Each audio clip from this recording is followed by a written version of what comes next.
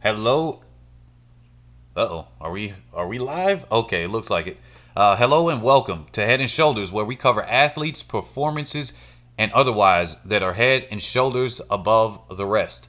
And so we're about to do the recap of today's performances. Guys, let me know if you can hear me. Let me do some tests on my side. Okay, yep, I can hear myself. You guys let me know if you can hear me.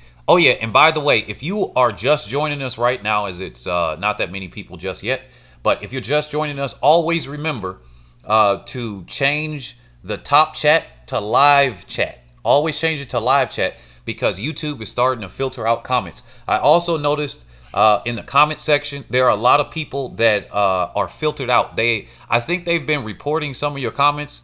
I guess I don't know. It's been a lot of people that have been hating the broadcast because it's been covering more of Jamaica than some of the things that they want. I don't know why they would watch the channel and start being angry because I covered some of the top athletes. And in this case, I've covered more than just Jamaica, but people haven't watched that as much. So, with that being said, uh, definitely the comments have been getting reported because now every day I have to manually go in and actually approve the comments. And I approve everybody's comments, even if they don't like the channel or whatever.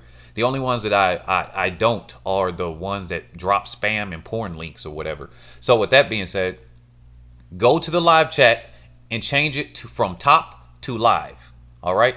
Because that happens all the time. They reset you. So, with that being said, thank you all for joining us. Good morning, afternoon, or evening, wherever you are in the world, because today was a crazy, crazy, crazy day. I didn't get a chance to set up. I kind of got into a somewhat of a debate.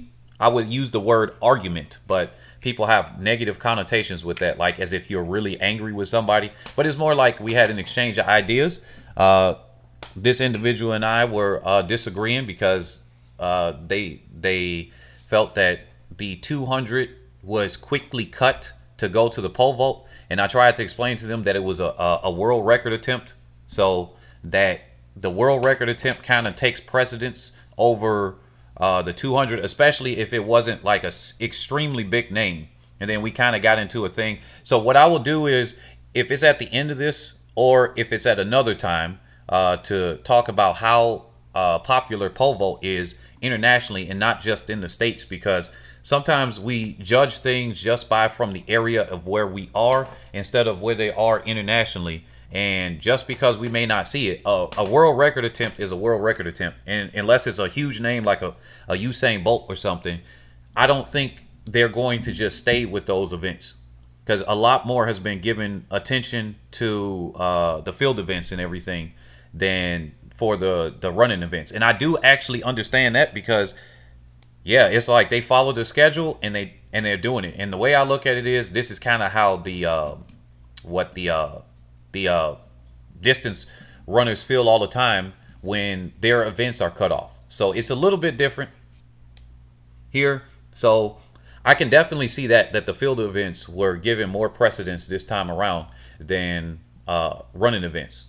But with that being said, let's cover these events right now. If you're just joining us, remember, turn the top chat into live chat. If you are participating in chat, they've started to filter out this. People have been reporting the comments in the comment section of my videos. You guys, they've been reporting you if you've commented in. I have to manually approve that. And I've had to approve comments that were made a month ago. I just checked it, and they've been reporting you guys' comments. I don't know why. But with that being said, let's go. So we're going to start off with the triple jump, the men's triple jump qualifications. This is really zoomed in for me. I like to have more space on my screen, but I'm going to open this up in the background with the triple jump qualifications. Let's do the javelin throw qualifications. Let's knock out the field events actually right now. That'll give people enough time to actually trickle in. And if you're just joining us, smash the like button. Shot put qualification. That's A. Where's B? Here it is. So we're going to knock out those field events to get that in a little bit early. So let me do this on my other device and change this here.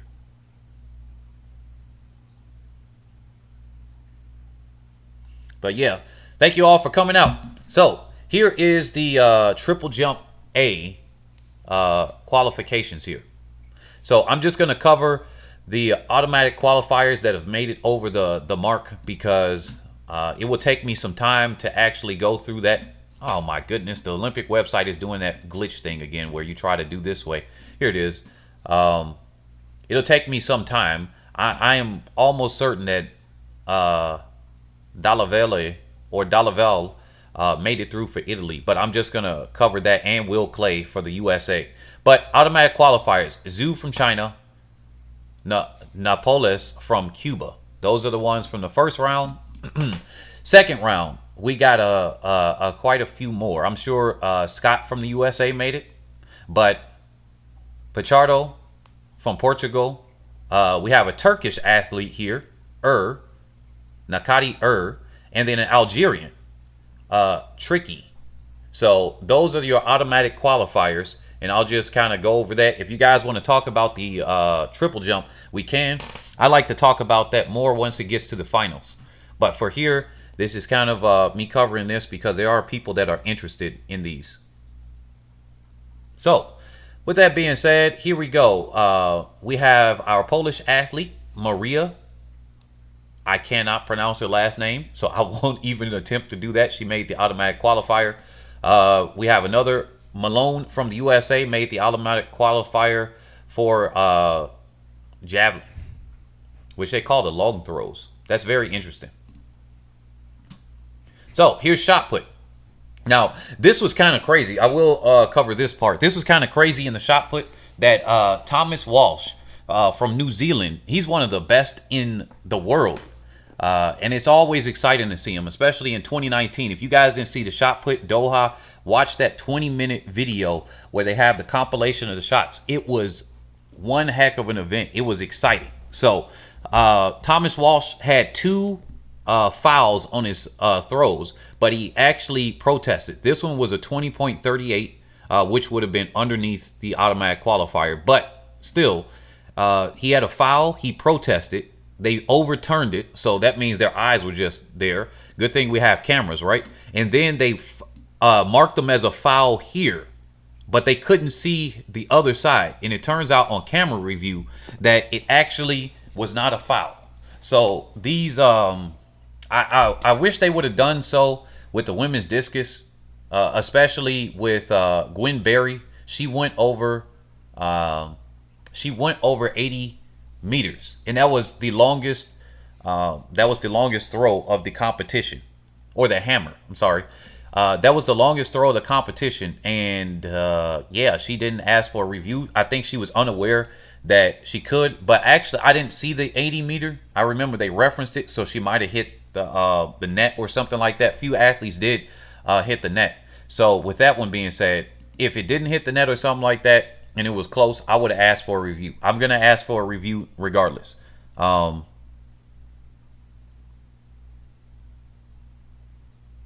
Hey, Afro buddy, you said no one cares about the throws, pointless events, and a waste of screen time. With that being said, you can take yourself and take a leave out of the chat. Like, everybody, this is the Olympics. People care about that. You may not care about it, but I care about the throws. I care about pole vault as well. Those are some, my favorite event is the pole vault. My favorite events are field events. There are a lot of people that care strictly about the field events. And actually, some athletes do make a decent amount of money. Duplantis at 21 years old is a net worth of $4 million in the pole vault. And so with that being said, I mean, he's got enough sponsorship money for people to actually give him $4 million worth of stuff. So with that being said, respect the other events. If you don't care about it, that's fine. If it's not the most popular event, that's fine. But saying nobody cares about it and saying it's a waste of time, that's something else. You could take a leave, man. Like, for real. With that being said, Thomas Walsh, he winded up, and if you look at one last thing, and if you look at things, but if you look at the amount of people and the millions of views, the views have went to the shot put. The views have went to the javelin. And if you just look on it, just look online, you can see the popularity. That means this is where people are naturally going. You don't even have to go by the opinions of what the television broadcasters are showing you. You can look at the videos from the World Athletics and everything. Sure, Usain Bolt, when he was going there, he would draw more views than other ones. But then take out Usain Bolt, take out some of these other things. The 100, the 1500 are classic track events, so they're going to draw some views. But sometimes there are amazing performances in the 10K that will draw more views than the sprint events. Some performances in the 5K, some in the 200, sometimes in the 4x4. 4x1 is more popular. Well, in the States, the 4x4 is more popular, but internationally, 4x1 is more popular. It will make sense because they can actually compete, and the United States pretty much dominates. So with that being said, let me get off of that. Thomas Walsh from New Zealand made the automatic qualifier. Romani from Brazil, which is the Olympic champion, if I am not mistaken. Let me see here. Oh, no, he is not. Who am I thinking of? I'm thinking of maybe another athlete. So Romani from Brazil qualified, and Hassan from Egypt actually qualified. Man, this guy is very competitive. He was leading in Doha, and then it just came down to that final section, and Krauser and Kovacs and the gang, they overtook him. So Ryan Krauser, he made the automatic qualifier. He is now, as you can see, the world record holder. And oh yeah, I forgot, he's the champion. Oh my goodness. So he's the champion from Rio. So he's the leader of the world, champion from Rio, finished in silver in Doha. So he's coming back with a good pedigree. Then we have Pezer from, I think that's, yeah, Bosnia and Herzegovina. Oh my goodness, I'm going to get that so wrong. And then Weir of Italy. Those are the automatic qualifiers. He said, Afro Buddy said, nah, I love all the field events except the throws. I just think they should be condensed into 1 to 2 throws. There are too many of them. All right. That is your opinion.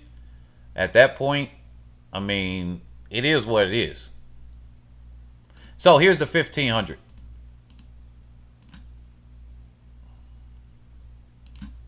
But let's just not forget that when we're talking about stuff, we are sharing it with international people here. We got people here from South Africa. I have a stream that has a whole bunch of people. Yeah, most of the people might be fans of people from Jamaica or the sprint performances in general, right? But, I mean, we got people from all over the place. I could tell that people didn't care for the field events a little bit because when I mentioned the Jamaican female shot putter that was silver in Doha, almost nobody knew who she was. So that just kind of tells where the attention goes with some of the people. And I mean, I don't expect everybody to know things because some of these events, I might not have known people without me doing research for this YouTube channel. So with that being said, all right. So we have Debjani of Belgium. Oh my goodness, I was about to say Belarus. Chariot of Kenya. Hore of Australia. Hawker from the USA. Sadiki of Morocco. Yeah, that is Morocco. And then Rosmus of Poland. Those are the automatic qualifiers from the first heat in the 1500. There were falls after falls when it came to this one. This has been pretty crazy. Fall after fall. They've been going slow. Even with some of them going in a faster heat, they still were falling. So, Abel Kipsang of Kenya made it through on the second one. Centrowitz of the USA, which is the defending Olympic champion from Rio. Whiteman of Great Britain. Hobbs of France. Zeleke of Ethiopia. And Grethen of Luxembourg. Yeah, Luxembourg. Those are the guys that made it through in the second heat. They said Shane is a choker. I keep saying it. And then Big Stepper said he's going to use StreamYard and go live later today. The events the last hour have been just incredible. Yeah. Now, with that being said, now we got the third heat of the 1500. So we got Hayward of Great Britain. Made it through. Lemmy of Ethiopia. For Australia's McSween, he's been doing pretty well. I thought he wasn't going to make it for a second, and then he winded up coming back. That's good.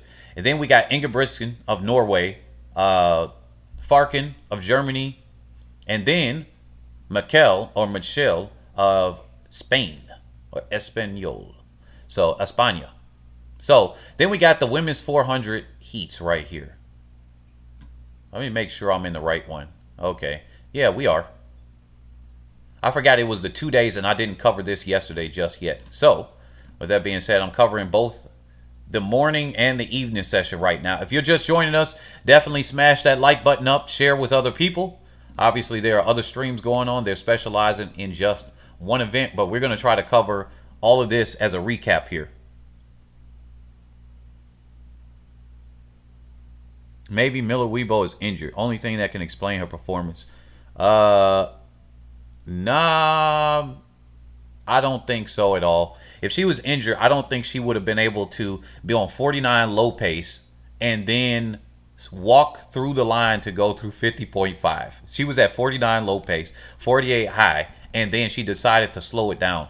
It's just that once she got beat out of the curve, she kind of felt and probably knew that she wasn't going to be able to get it, so that she just jogged it in. At some point, she just literally started to jog it in. And hopefully this doesn't destroy her 400, because that would be one dumb move at that point. But here she is. She's in the first heat. During this one, she came by and she looked really relaxed. That's the thing. She looked very relaxed, and she was at 48 high, 49 low pace, and then somewhere with about 60 meters to go, she shut it down, and then really shut it down with under 40 meters to go. I think it would be pointless for Shanae Miller-Uibo to have kept trying if she didn't think she was going to place in the medal. At that point, she's using too much energy. Right there, that's when I know I'm usually harsh against people that are quitting and everything. In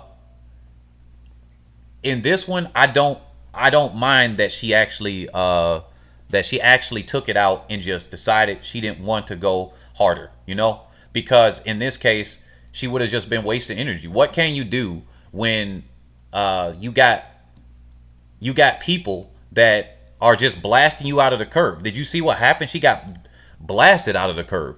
And then when she tried a little bit more, they just started picking it up. So at that point, it's kind of like, what are you going to do? What are you going to do?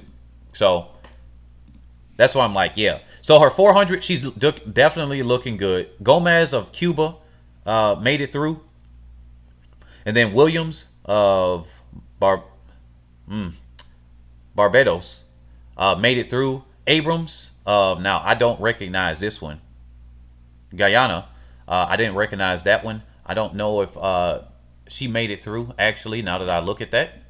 Let's go to the next heat. We got Jody Williams of Great Britain.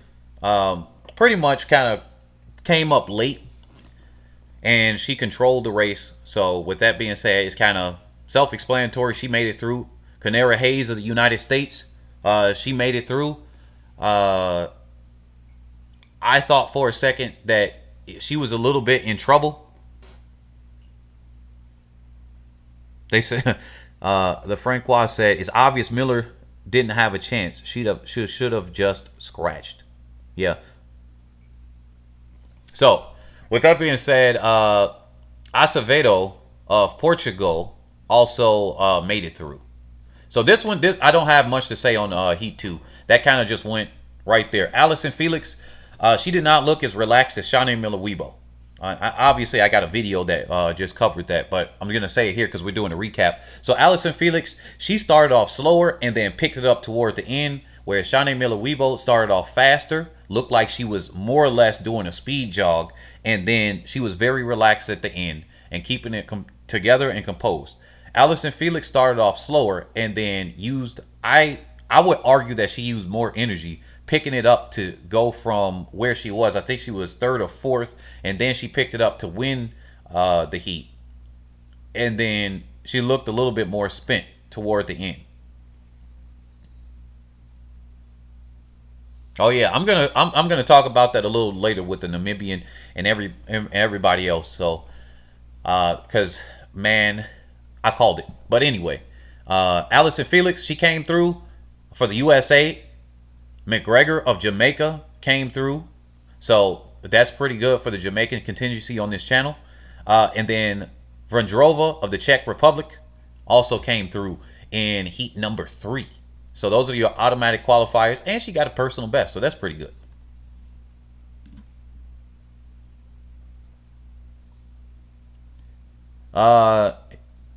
He said, yeah, I have no idea how Johnson was able to do the 2-4 double. Insane guy that dude was. Well, they also changed the schedule for him. And when he got injured that year, that's when they implemented the it's called the Michael Johnson rule. They allowed him to, what is it now? The world championships. You can, if you are the world champion, you are able to, if you show up at your national trials, and I think do the first round only. All you gotta do is compete, and then you're an automatic bid to go then there. Because then he was hurt or something, he didn't qualify or whatever it was. They just needed him to show up because they wanted him there, and they will do those things for big names. And that's what I was trying to explain to the person I was talking to about cutting to the field events. If Elaine Thompson-Herah was a bigger name leading into the Olympics, then she would have gotten more coverage. And I'm almost certain that if she broke the world record, she would have gotten more coverage. But then you got somebody that didn't break the world record or the Olympic record in this case, because they stayed with when she broke the Olympic record in the 100, they stayed on her there. But if she would have broke any one of the records, they might not have cut to the pole vault as early as they did. And that's just kind of where star power commands it. Duplantis is a very popular athlete when it comes to that, but that's international, and people that aren't aware of those things, they might see and might not realize it. Bolt ran away from the 4-2 combination. Jody Williams is in tremendous form. Don't be surprised if she medals. Yeah. So, yeah, you know what? I agree with Jody Williams. Here it is. Here's the next heat, though. Here's round number 4, or heat 4. Candace McLeod, she came by and she controlled the race, and people were... Oh, no, that's not McLeod. That was the other heat. So McLeod did what she did. She controlled the race. She made sure that she won. And then we got Brozier. You know what? The Francois. How the heck do I pronounce this one? How do I pronounce this name? Brozier from France finished in second, qualified, and Wally of Austria. That's what I thought, but I had to hover over it just to make sure. Is the third qualifier from there. And then people had so much to say about this one. So here's heat number 5 right here. Oh yeah, if you're just joining here, definitely go to your, if you're in the chat, change your comment section settings to live chat, not top chat. There have been a lot of filters on my channel because people have been reporting the comments in the comment section. They're not liking that because I had focused on Jamaica. It's not that I focused on Jamaica. I've talked about USA and other athletes. It's just that this channel blew up more talking about Jamaican athletes, even though I've talked about USA, distance runners, all types of things. It's just that's where the eyes have gone on this particular channel for right now. And I'm going to hate that when I talk about cross-country season, y'all just going to be like, well, F those distance runners. Hey, I'm going to talk about it. But as it stands right now, people have been getting a little butthurt, and they've reported the comment section. And so that's the thing of what's happening here. So I've had to manually approve. I approve people that don't like what they see and what they see. But they've been reporting just the ones that have been more pro-Jamaican. And I'm just like, why? Anyway, with that being said, let me look at the comment section. It says Brassiere.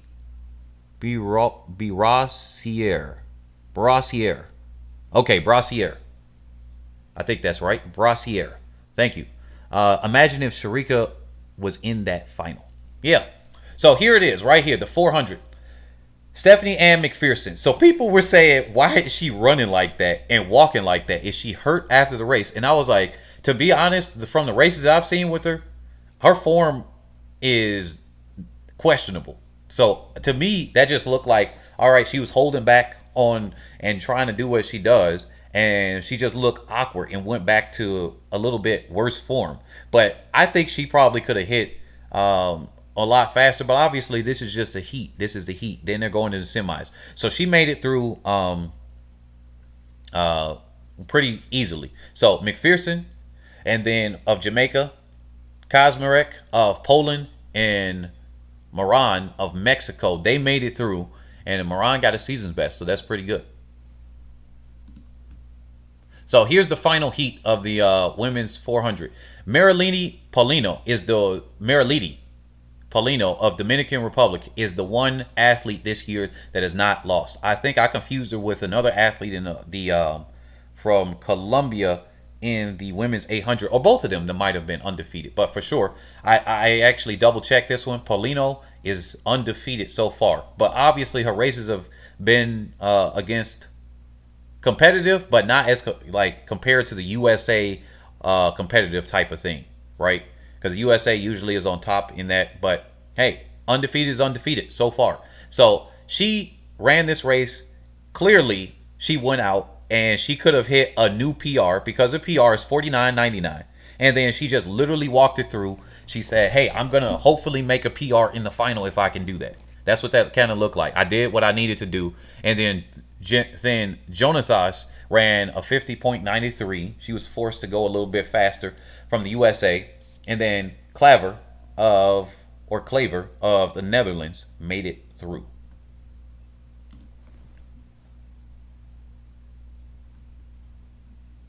Okay, here's the women's long jump final. If you guys are just joining us, definitely go into that live chat and change it from top chat to live chat, because there's a lot of filters here. You might not see the conversation actively as it's going on. We got somewhere around 60 to 70 plus people here. Smash that like button. Can we get to a 50% participation rate, whether it's like, dislike, whatever? If you smash that button, preferably the like button, then yes. So here was a pulse pounding. If you guys go, I know a lot of you guys said you don't care for the field events as much, but hey, there are people that love the field events. And if you aren't one of those people, I got convinced from the field events when I saw a competitive shot put back in high school. And then also I started to coach pole vault, and then I realized how technical it is. And I mean, I fell in love with it. So that's my favorite event. So that's how it is. Now, when it comes to this, I'm not going to kid you. This is one heck of a long jump competition. This came down to the wire. This is the second time. I'm proud to say that I called this as I was watching this with Mahambo doing the clutch jump. This is the second time in a row she's done it. First, she had kept doing fouls back in 2019. If you guys watched that, the World Championships, and she was just messing up after mess up, foul after foul. And then on the last jump, she clutched it through and she took everything. And she did the same thing here. None of the women could break 7 meters. I will say that Tara Davis, she was in tears. She thought that she could do it, but I think that long collegiate season, she was just out of it. She was just out of it. She tried to keep being a gracious competitor and everything, but she just could not get it through. Congratulations on Davis. I'm going to try to get her onto the broadcast for an interview after they come back. So stay tuned for that after the Olympics, because we're going to talk to Davis, ask her about how her season's gone, and then see where her mindset is from there. She just graduated from college, so we're going to see. With that being said, Brume, she was in the lead the entire time, and just at the end, Brittany Reese of the USA, congratulations to her for getting that silver, took over. She mashed her, but on the count back, obviously she's going to get that win. That's how they judge it. For people not familiar with the field events, if you fouled earlier, just like with this one on the third jump, if you fouled or you got a shorter distance or something like that, they got to have some tiebreaker rules. In the case of the men's high jump, they both had perfects until they got to the last one. They asked them if they wanted to do a jump off the other day, and they decided they didn't want to, so they got a double gold. In my opinion, look, you going to do a jump off, okay? That's how they usually do it in a pole vault. But hey, It was their decision. So Brume of Nigeria, actually, I wanted her to personally win that. It was, if I had to give my favorites, it would have been Davis, like personal favorites, even if they didn't show it on paper. Brume showed it on paper. She's been the world leader. Brume of Nigeria and Davis of the USA, I wanted them to be on the top 1 and 2, and preferably like one of them two. But Brume, she got a bronze. Congratulations to her for Nigeria. She was in tears. Brittany Reese, she's been coming back after being on the podium, been a champion and everything, and she brought it back, and she almost was there again. So Brittany Reese, congratulations. Malika Mahambo from Germany, once again, world champion, is now Olympic champion. They said the Francois said women's long jump was relatively poor. Was rooting for Brume. Yeah, the marks were poor, but the competition was fierce. In my opinion, from looking at them, they couldn't even break over 7. So I took it for what I could get out of it, and that was nail biting when you think about who the heck is going to get 7. And Mahambo came in clutch. So kind of disappointed that only one person registered 7. Let me see here. They said you done got me watching field events.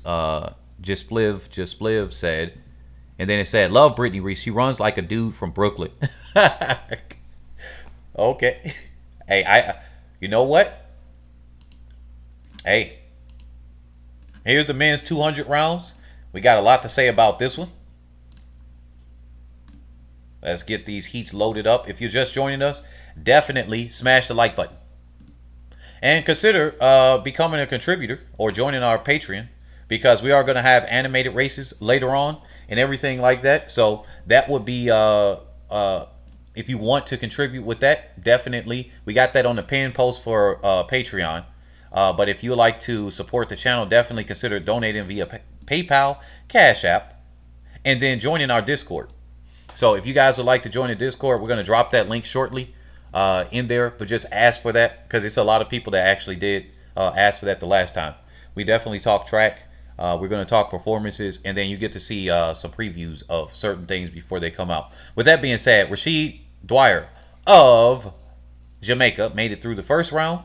Ododaru of Nigeria made it through automatically, and Jobot Dwana of South Africa made it through on that one. That was not really much to say. I was actually surprised that Dwyer beat Ododaru, and he kind of fell apart at the end. That was the first step of where I saw, okay, something might be up here. Something might be up. But yeah, with that being said, oh yeah, by the way, definitely change your chat from top chat to live chat, because it takes out the filters. And even if you exit it out to smash the like button, you got to come back in and do it again. They reset you every single time. So Trinidad and Tobago, Jareen Richards wound up making it in the second heat, and then Masungani, I'm just gonna say Sean, because sometimes I get his last name right and sometimes I don't. So Sean of South Africa made it through automatically, and Tamir of the Netherlands made it through on this one. Sonny Brown, I actually thought he would make it through. I thought Sonny Brown of Japan would have made it through. But here's Femi of Qatar that made it through on the first round in this heat. Ramil of Turkey, and then DeGrasse, where some people have been calling that. I got to hand it to y'all, because at this point, I was looking at it like DeGrasse is going to, I mean, he's going to medal. That's something that I'd say that he would medal. But now, after his performance later, I'll cover that later, he might win it all. Arian Knighton, he's putting his mark on the freaking world right now. He's putting his mark right there. Because this dude at 17, he's giving me Jim Ryan vibes, except I think he can do better than Jim Ryan of the USA, which was our 1,500 meter runner that set the mile high school record that stood for just quite a while until Alan Webb beat it.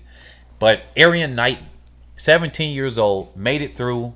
Alonzo Edward of Panama made it through. And then Robin of Belgium made it through as well. But this was crazy when I saw this one. On how he had it. I'm like, yeah, I'm getting confidence that he's going to take this. He's going to take that. So, Then we got Aaron Brown of Canada, Fambule of Liberia, and then William Reese of Switzerland. Those are the automatic qualifiers that made it through on that one. Uh, Brown doing what Brown does. And then Fambule, people are like, hey, he's going to be the champion here. This is going to be very interesting to see because he starts very slow. He's like the Namibian athletes, start very slow, and then it's like a rocket for the people that are not familiar with him. Yeah, same. I do agree, Afro Buddy. Knighton is the next boat. He said Knighton is the next boat. Is pretty obvious. Yeah, as long as he stays injury free, and since he doesn't have that same, to our knowledge right now, he doesn't have that same issue with his spine and everything. He might actually stay injury free longer and then do things well beyond what Bolt did. And I just wonder, is he gonna do the 1 and the 2, or is he gonna do the 2 and the 4? Or will he do the 1, 2, and the 4? Now that would be crazy. But for now, we get to enjoy watching his performances. We get to learn from his performances, or get to see and enjoy his performances as he is now. So with that being said, we got Bednarik of USA. He did what he did. I think Bednarik is a pretty decent competitor. I mean, this guy looks smooth as butter most of the time when he comes out. And he just, I mean, yeah. The Francois, I was reading your comment and then you deleted it. Maybe you just had a typo. But yeah, Martinez of the Dominican Republic made it through. Okay. Desalu of Italy made it through. Bednarik, I really just like that. I think you were saying something about Lyles, right? You said he made it was very unprofessional or something like that. So, Lyles, okay, remember what I said before? I'm going to stay on this one for a second, even though this is the heat he ran later on. But Lyles, he made it through. Subasiso made it through. What is this? Eswatini. I did not know that was their flag. Joseph Paul Amoa from Ghana made it through. All right. Now, with Noah Lyles, he told everybody his freaking weakness. Dude, if I'm one of the competitors, and I've seen this to be done, if Elaine Thompson-Herah and Shelly-Ann Fraser-Pryce ain't liking each other, right? Well, all these athletes be talking. You can do the sneak tweet, the sneak this, all this other stuff. You can do these things. He told everybody his weakness. You can get in his brain and make this dude shut down. If I'm a competitor, and I've told athletes that will potentially be hiring me to help them with their marketing and stuff, I told them not to do this. I pointed to Lyles. I told these athletes, I had 3 of them that had approached me recently, and I said, this is what you don't do. If you want to tell somebody that you came through something, make it as vague as possible, but you don't be as specific as he was, where you said, I had to go back and realize that I just had to relax. Oh, okay. In that case, up the freaking pressure on him. Up the pressure. Do the other things. Talk to him. Lower his confidence as far as can he do it? Just be like, wow, I'm really just looking good. Whatever you got to do. Lyles he shows mental weakness. That's what it is. It's a lot of competitors that I got to say they aren't looking mentally as strong. And that's the thing that's here. They don't have that. But it took the U.S. 20 years. I will say this right now. The U.S. for 20 years, over 20 years, but particularly in sports, have been doing the participation trophies. I've lived here. I've seen it. I've coached athletes from that part, and I'm pretty sure a lot of you have seen that. They've tried to change the policies to start giving everybody participation trophies. Obviously, there's still competitiveness in track and field. We got summer track with AAU and USATF for the youth and everything like that, right? But there's been too many of those going out. Not saying that Lyles is that, but he's been going through that. He's grown up with that, right? I was on the tail end of some of that, but he's grown up with that. And just to think that some of these athletes, yes, they on paper can beat other people, but then when you start getting them to get more and more pressure, yes, world youth champion, if I'm not mistaken, Noah Lyles.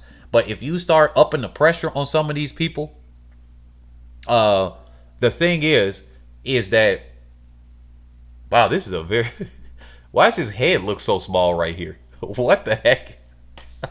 I'm sorry to laugh at him. I'm sorry. Lyles, if you watching this, and if I get you on the channel, I'm sorry for laughing, but the contrast of this picture just got me weak. Let me get off of that image. Man, dude, why did they? His head just looks small. It's the white shirt, with the background. But I'm sorry, man. This just threw me off. Let me stay focused. I'm in tears. I'm in tears. That's a funny picture. But Lyles, please do not tell people your weakness again going forward. I would like to see you win. I really, personally, I would like to see you win, because I really admire his hard work and dedication. But it's just a lot of weaknesses that he showed. That's all I got to say with that one. Big Stepper said Lyles will still medal and surprise you. Might win if DeGrasse messes up. Look, him meddling is a failure. That's what that is. Lyles is far and above has been the favorite here. But Lyles not winning, unless the other people just run some amazing times, right? Him not winning is a failure in my book, because he has been showing dominance right there. Simone can coach mental toughness. Hey, Brett, you over here. Man, come on, Brett. She can't coach mental toughness. She could coach how to pull the biles and then come back in the competition later after taking some mental break. He ain't got the chance to do that right now. He don't got multiple events like she do. But she said Big Stepper now said, nah, I think Lyles is just being Lyles. He always comes stronger in the final. Lyles just needs to regain his confidence. One thing I will say about Lyles, though, if you're listening, Noah, or if you're listening in the future, man, dude, you give some entertainment to these events, I swear. Because with how bad you run the bend a lot of times and how you're in the middle of the field, you come away at the end of the races. And to me, that still leaves it open. Like, is he going to lose? Is he going to win? Like, that question mark right there, to me, brings entertainment. At least to me. I don't know about other people, but that brings some entertainment factor to me. Like, that's where I'm seeing it at.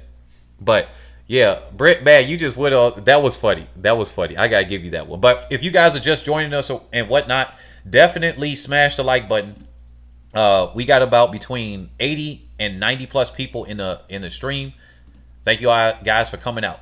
So yeah, and we're still building this track family. We're trying to get to 10,000 subscribers by the end of October. Yeah.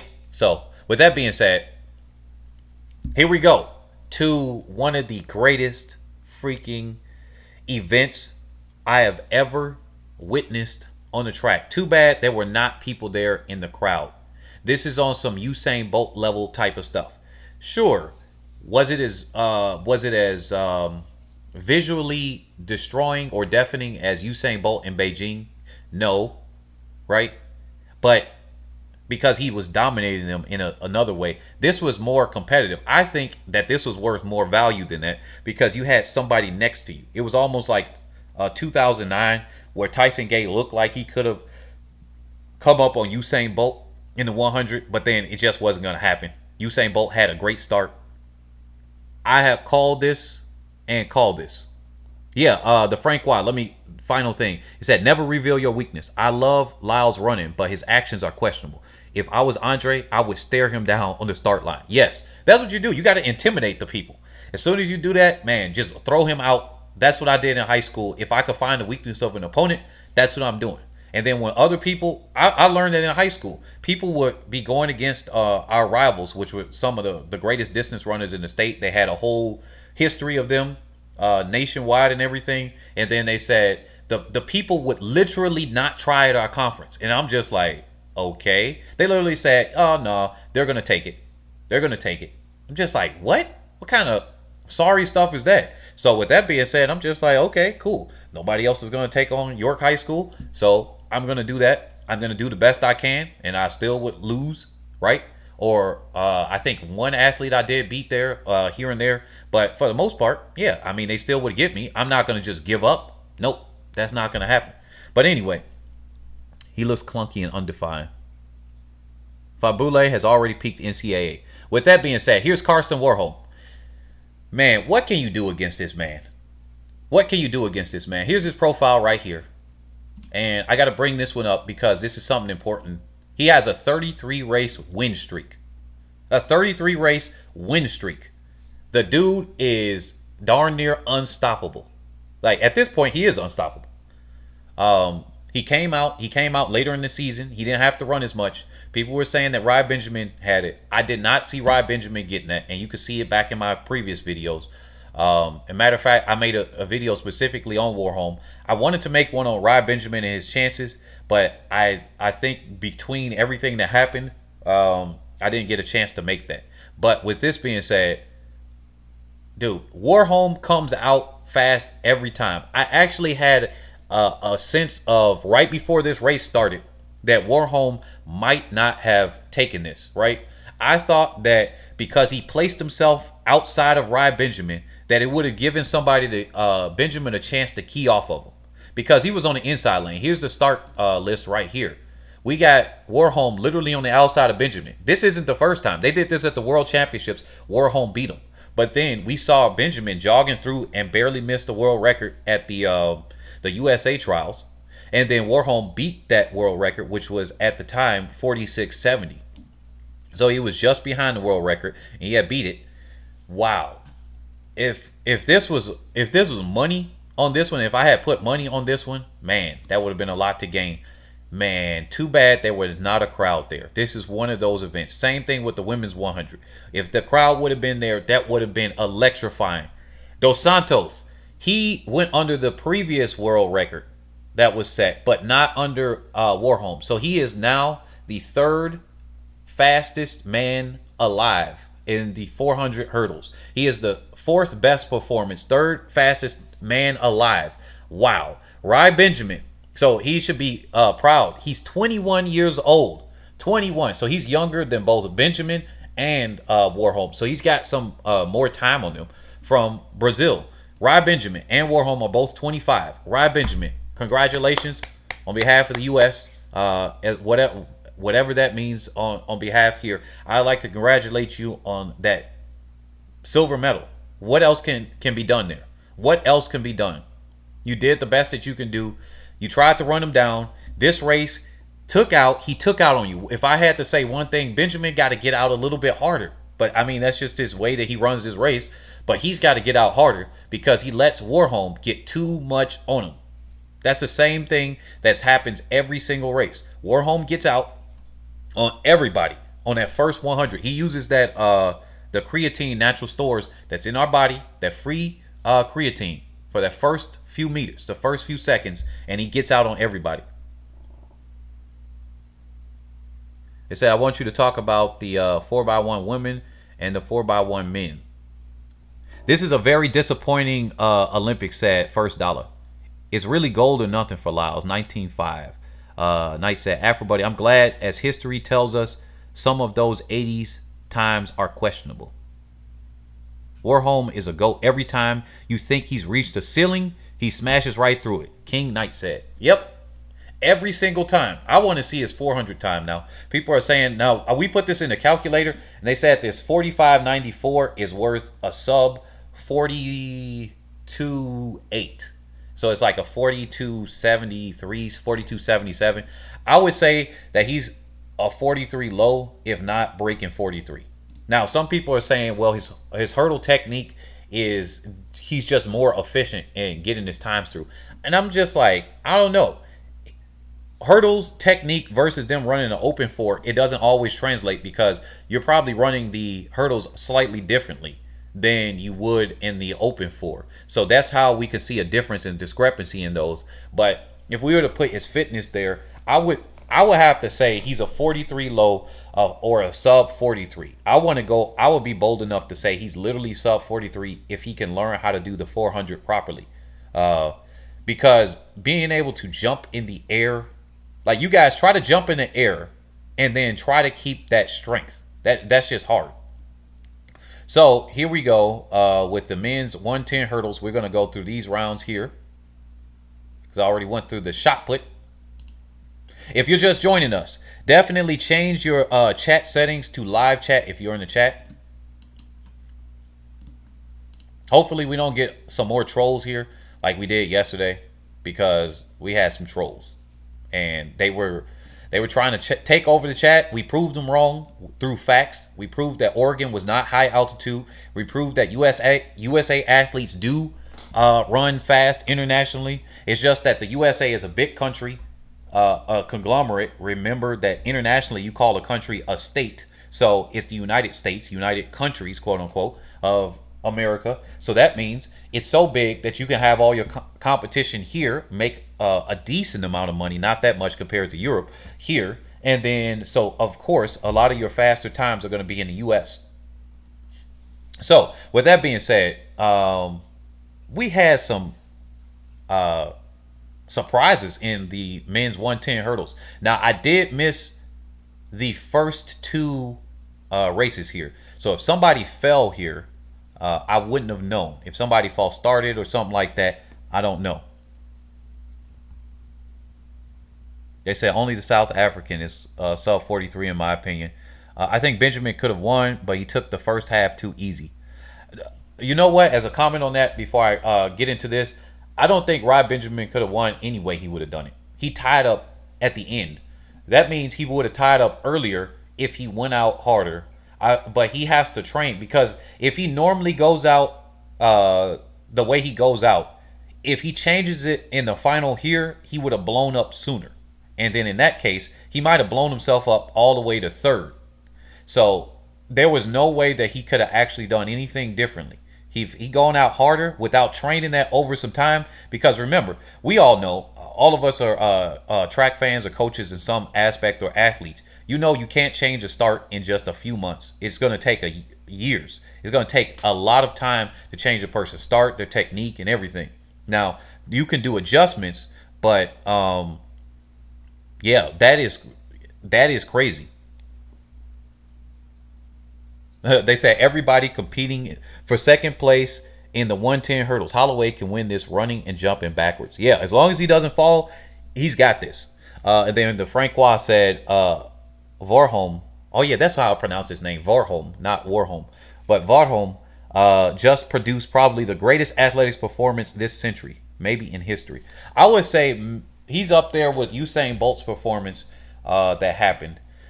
Man, that is crazy. But Ronald from Jamaica made it. Jason of Switzerland made it. Valdo of Hungary made it. And Andrew of Great Britain made it.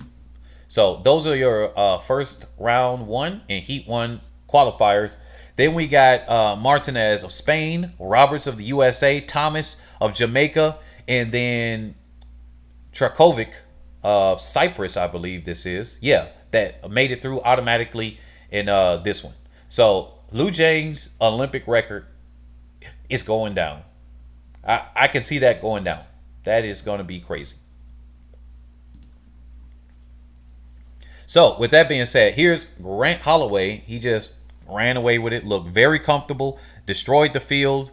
USA Parchment of Jamaica from made it, and then Australia's Nicholas Ho or Hugh made it through, and then Zykier of Poland. Those are your automatic qualifiers, and they got the next four fastest times all together. And then in the final heat, this one I actually feel pretty good about this heat here. Manga of France made it through. Izumia. There we go. Izumia from Japan made it through, and I'm actually pretty happy we got some Japanese representation. Asia is starting to show that they're pretty strong in these hurdle events and in other events. People are not realizing that China, with the population size being a similar genetic makeup of the Japanese, very similar genetic makeup, if we're going to go down, because they mentioned genetics in as the announcers mentioned genetics here, and I was like, wow, I didn't think they were going to mention that. It came out of kind of nowhere. But yeah, with that being said, I think they can dominate in the sprint events in 2 to 3 Olympics from now. So that's just me. It takes 20 years to see a big change on an international level in sports. Germany did it in football, or soccer as it's called here in the US, and then other nations can do it too. Now we're starting to see the U.S. crumble because for 20 years we've been being pretty lax when it comes to sports on a whole bunch of levels. You see it in basketball, you see it in soccer on the women's side now a little bit more, but you see it in track and field. This is the overall thing. So the statement for the USA is going to be in track and field because it's an overall. You get a lot of different athletic abilities here, and how the USA performing here is just going to be a testament of how the USA overall is in sports, and it's not looking too good at all. So, Manga made it through. Izumiya made it through. Pereira, darn it. Rafael of Brazil made it through, and GA of China made it through.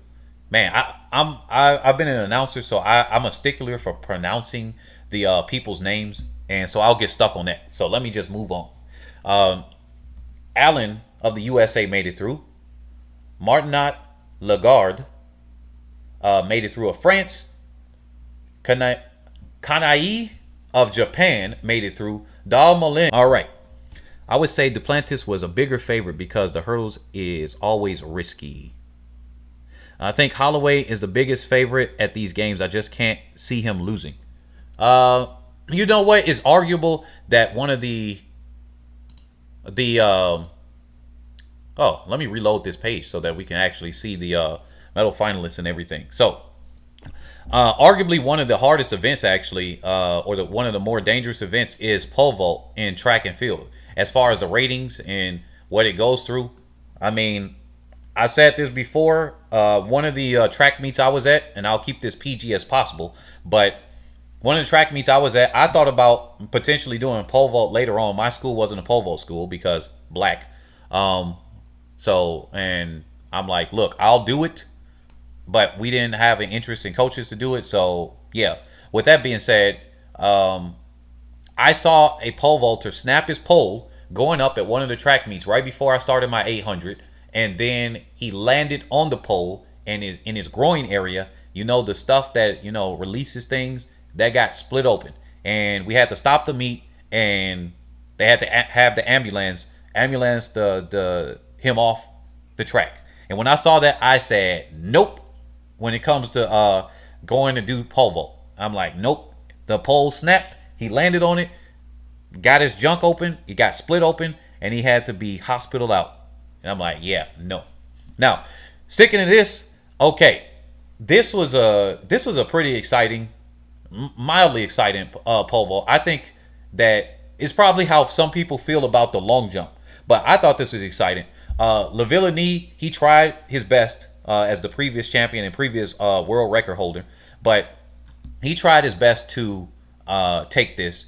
So he gave up 2 of his jumps to go for the next height, and he just fouled. So that means he gave up 2 of his fouls to skip 2 heights, and then he messed up. He didn't make it. So he gave his best. That's a highlight that I wanted to point out. Also, Casey Lightfoot, he did a little bit better than I thought he would. Braz was the previous champion from Rio. He had the Olympic record. And matter of fact, he still has the Olympic record, but he finished in bronze this time. Nielsen of the USA, in all honesty, I did not expect him to get in silver, but he did. So congratulations on behalf of the USA with getting the silver medal. And Duplantis of Sweden, he winded up getting the Olympic championship. He is pretty young. I believe he is 21 years old. Yes, he is 21 years old. So we got a lot of 21-year-olds having some representation, teenagers and everything. It's the changing of the guard, and they're coming by, and they're coming through and taking this. And they're taking this thing by the horns. I wish he would have at least been able to get the Olympic record, but he said, nope, I am going to challenge for the world record, which he already holds. But he wanted to get that at the Olympics because that'll get the world record bonus and all types of things. So what he wound up doing was he's the Olympic champion. And so some people are saying that they wish, King Knight said, Lavillenie should just retire. His best times are behind him. Afro Buddy said, really wish he would have broken his world record. Who would have been a great ending for the night. Lavillenie at this point is just a cheerleader for Duplantis. Hey, look, Lavillenie, if he can still compete, I mean, have at it. That's the way I look at it. Compete until they drag you off and you can't qualify anymore. Like, at that point, that's the way I look at it. Okay, women's hammer throw. And you can actually have a long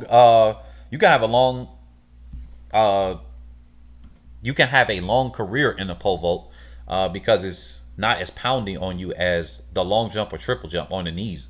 But here we go. Here's pretty much, this one is a big fat L, a disappointment.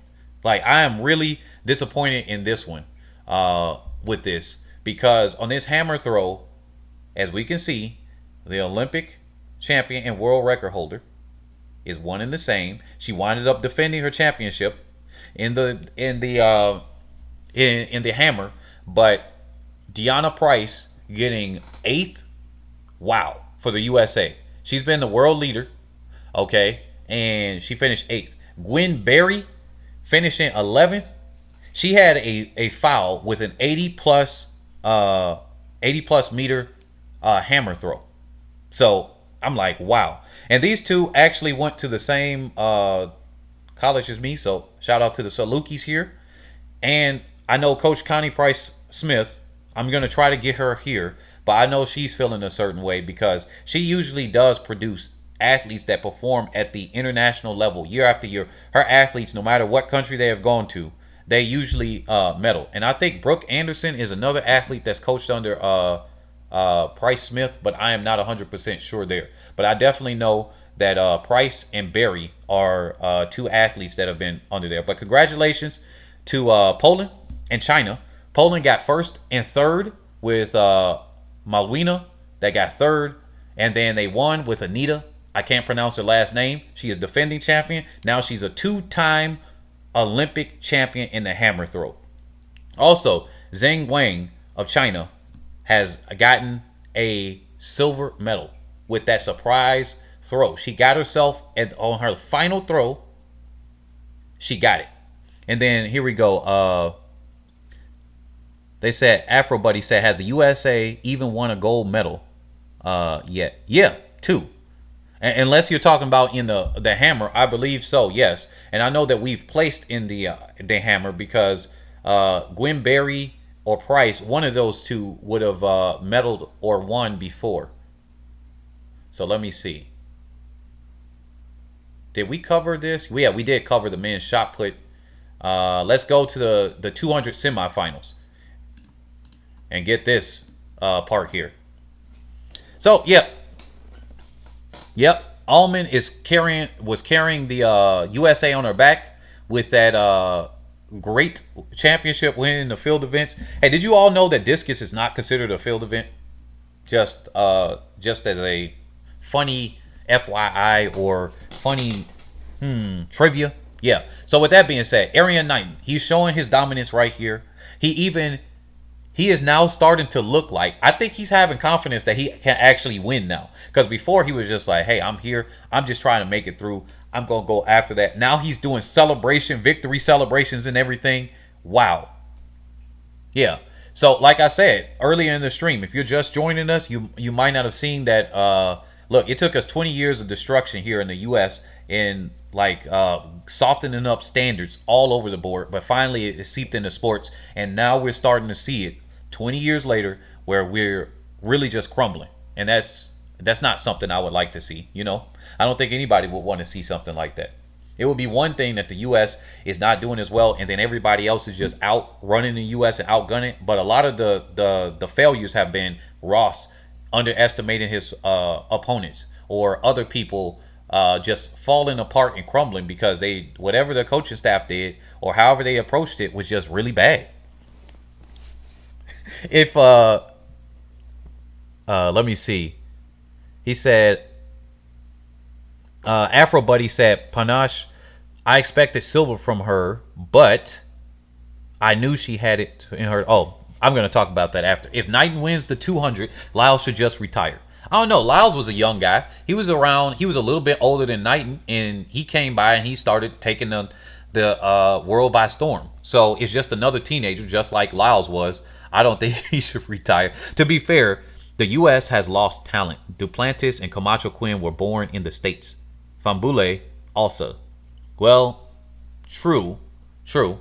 That is a true statement, and I guess that is something to point out. Just like the what's his name from Italy that won in the 100. He was born in the U.S. Then he went to Italy. So I guess it's going in the reverse. Usually the United States takes talent in the form of usually Jamaican athletes. That's what usually comes to the USA. And then on the distance side, we would get maybe a Kenyan or two, but usually not really. It'll be people that were refugees younger. So I don't count that as the same, because if you're there when you're young, it's not the same. But if you go when you're older, even high school age or older, then I'm looking at that as, okay, the talent has left because now it's already developed. You see how the people are performing. It wasn't like, oh, this is a kid. You wouldn't know how that goes. That could be anybody, right? So yeah, the USA is having the reverse of what's happening, because the USA usually brings people, but that also just kind of shows that people are leaving the USA. Look, the Olympics is a very political thing. Like, we gonna see all of these things. All the trends we see in here are literally a representation of what's happening in other areas of the world, and it's kind of crazy when you really think of it on that level. But I think a lot of people don't want to think of it like that. But let me go back to here to the sports section of it. So Arian Knighton, he's showing his dominance. He's over here celebrating and everything. He's looking real good for the USA. So Dwyer of Jamaica, he did really well. I am actually, again, surprised that Oduduru, I'm like, dude, what are you doing? I need some representation from particularly Nigeria, but Ghana and Nigeria, West Africa. Can somebody do something? Man, Ahore and Talu have been holding West Africa on their back. Can we get somebody else? And then Brume. So can we get somebody else? That's what I would like to see. West Africa being able to hold something down. Did he make it through on time? I'm almost certain that he did, but I got to go back on that list. But he might not have made it. So right here, this was a three-way toss-up right here with Aaron Brown, Fambule, and Lyles. Let me see. The Italian is different. He moved when he was like 2. It's like saying Sonia Richard Ross. Well, yeah, okay. King Knight, to be fair, yes. Now that one, I didn't know that was his background. With that one, then yes. If Knighton wins gold here, unless he gets injured, he will continue winning till the end of time, and Lyles will just be another Tyson Gay or Blake in the shadow of Bolt. Afro Buddy said. Well, at least Lyles has a chance to have won the world championships. I'll say that. Unlike, oh, wait a minute. Tyson Gay did actually win. Never mind. Yep. Zip that one shut. And especially Blake. Yeah. Blake was even worse in being in the shadow. Or a lot of athletes know they wouldn't make it in the USA team, so they increase their chances by competing for another nation. Laws95 said. That is Simber and Porter running for Great Britain. Yeah, you know what? Yeah. To be honest, look, what I want to do now at this point, I may as well just pack up my freaking passport right now, go to Nigeria, qualify in the 800 or potentially 1500, so I can make the Olympics and then call it a day. Like that's what I actually am. After looking at some of these athletes and what they did, like Montavious Edwards, he went over to Nigeria and he competed there. So he was increasing his chances of making a team and everything. So, I mean, hey, it is what it is. People do that all the time. The Kenyans have come to the U.S. or they go to other nations. I mean, and then they wind up winning sometimes. That's the thing. Sometimes your own championships are so tough. I'll put it like this. The Kenyan trials are so tough on some of the Kenyans that they'll do so good there and then they go internationally and they flop. I think that's what people fail to realize. They're so focused on the sprints and they say, USA don't do this. And I'm like, this is only slightly recently. Historically, the U.S. has been dominant. But the same thing with the Kenyans. They got people that have come out of Kenya they go to another nation and they over here placing medals. And that's because they don't have to double peak. They don't got to peak for their own trial and beat their body up. Then they got to come internationally. Now they're so good, they can rest up and go to a relatively easier trial. And then they can come up and do that. So many Ethiopians running elsewhere. Yeah. Like Hassan running for the Netherlands. So many Ethiopians, like the athletes or whatever, they're not liking that one. But hey, it is what it is. So Aaron Brown, Fambule, and Lyles. Lyles made it through on the hair of his chinny chin, literally. So I know a lot of people are disappointed in him, but hey, this kind of comes with the territory. Yo, let's talk about Hassan. 1,500 on Friday, 10K on Saturday. Oh yeah, you know what? Yeah, Hassan, she's gonna have to go down as one of the greatest athletes of all time if she could pull this off. Even if she gets a silver, which I think she will. I think she's more likely to get a silver in the 1,500. The 10K, she's got everybody beat when it comes down to kick.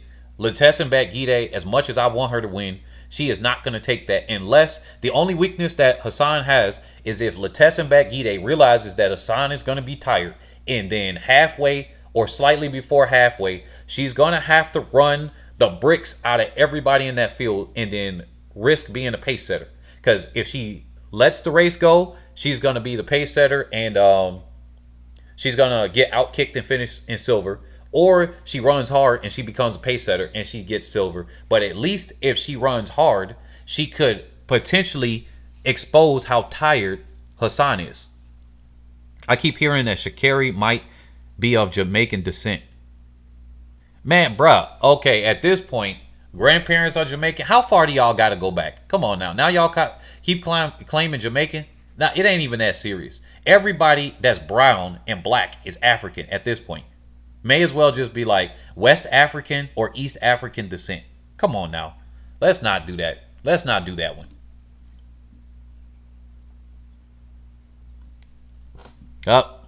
Shion Atkinson said that you are watching the Head and Shoulders YouTube channel. Please like and subscribe.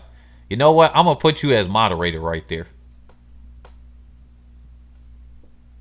I'm going to do that one. We don't have that many moderators, but definitely thank you for that shout out. Definitely, guys, yes, like, subscribe. We're looking for 10,000 subscribers. We got 118 people here. Let's get the likes up to 50. Can we get those likes up to 50? I forgot. Usually I've been calling that out, but can we get the likes up to 50 likes?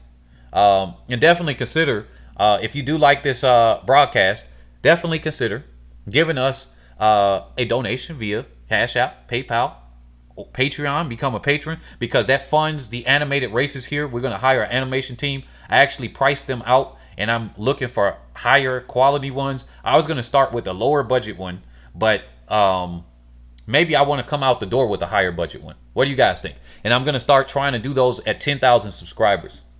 But yeah, if you want to even contribute, you can do a super chat as well. And then here, let me drop the Discord link for you all in the comment section here as well. So definitely smash that like button. We got 32 likes. Let's get that up to 50 likes here. I do appreciate you all that are here, that are coming out. We got over 100, 120 people. It's fluctuating that are here in this chat right now. Thank you all. Thank you all. I really do appreciate it. When I started this YouTube channel, I didn't think that I was even going to have 1,000 people like that. So those are all the links right there. But anyway, smash the like buttons. We got 33 likes. I guess some people would rather leave than smash the like button. It is what it is. Let's get it up to 50. Where are we at? We are at... And when you come back to the chat, if you are participating, remember, click the button at the top and smash it to live chat, not top chat. All right? Yeah. I guess people don't like the commercial. But hey, it is what it is. With that being said, here we go. Here we go. We got a national record for Andre DeGrasse. This is going to be crazy. A 1973 and Benerick with a 1983. He's getting near his PR. So, and then Jareem Richards of Trinidad and Tobago was out of it. But I think Richards actually, let me see. I think he knocked out Oduduru. Yes, he did. Well, rest in peace, Oduduru. You've given it a good chance to represent for West Africa, but unfortunately, there was nobody there except for, I guess, if you want to count Fambule of Liberia. But yeah, Odie fell out with the Jamaican people. She tried to get sent to the Olympics to take the place of the sprinters who qualified. And then she left and she went to Europe. And then she started having a great career until she was 52. She had just retired, I think, in 2018. I mean, that wasn't, 3 years ago. Wow. So she had a long career. She became multiple Olympic champion. She's one of the only 4 athletes that got 20 medals at the World Championships and Olympics. That is Odie, Bolt, Lewis, and Felix. Those are 4 athletes. That is an amazing career. They said, I'm assuming that what's happened to Almaz Ayana again? I'm assuming Dababa is injured again. Almaz Ayana had gotten injured and then she hasn't recovered. So she basically had a baby now. So since she couldn't recover, she wound up getting pregnant. I think she's going to be back at the World Championships next year. But yeah, I followed her because that was one hell of an athlete to follow. But yeah, with that being said, definitely, guys, get this up to, before we continue, let's get this to 50 likes. We got 36. Can we get this up to 50 likes so we can have a 50% or more more participation? So, Scome100 said, nothing wrong with acknowledging that Sha'Carri's grandparents are of Jamaican descent. That's part of her ancestry. Well, they said, even if they are great grandparents were Jamaican. But then that's claiming too much. Then in that case, a lot of people could be from there. Would you start acknowledging that other people, if you could track it back? Because there are a lot of Americans that come from Nigeria. That is part of the reason why I keep seeing, like, yo, West Africa should be competitive, because if it's a genetic thing, if people want to claim it there, like, oh yeah, this person is here, then would you not say the same for virtually the Americans, which are mixed between Ghanaians, Nigerians, and Ivorians? So it's the Ivory Coast and maybe the Gold Coast or whatever. But you got a lot of people. Smash the like button. Guys, let's get this up to 50 likes. We're gonna be in this commercial break until we get this up to 50 likes. Well, that's what I see. Sun Tzu, he said, who the heck cares? I mean, that's how I feel it. I'm like, if you stretching back to great grandparents and everything like that, then you really just going too much. Let's get this 50 likes. We got 40 now. We just need 10 more. So yeah, I don't see the biggest reason of that. So, but with that being said, if you guys, until we get up to 50 likes, I'll just do a short commercial. I know some people are going to leave. They're going to rage quit because they don't like doing that, but that's fine. Hey, support our Patreon. Definitely consider becoming a member. I just lifted up that Patreon yesterday. That is gonna be crazy because we're gonna do animated race videos, fantasy race videos there. So once we start getting those off, they're gonna be 2 minutes or more. We're gonna hype up those animated races and everything. So that is gonna be kind of crazy. Definitely consider donating between Cash App and PayPal and crypto. And matter of fact, I'll take this moment while we're waiting for the likes to get up to 50 to actually do a shout out to the people that I have seen donate already. JS Warrior. I wonder what JS means. JS Warrior, thank you for your contribution. Thank you for your contribution. Yeah, I still wonder what that. So let me check the other one real quick. Let's get this up to 50 likes, people. And then thank you, Camacho. Yeah, that's funny. Those are the 2 contributors right now. And thank you for anybody else that may contribute in the future. I guess we got a whole bunch of people that want to go. That's fine. But I will end it right here. That's fine. I just wanted, you don't have to contribute anything but a like button. Nothing but a like button. But we got a lot of people that are quitting.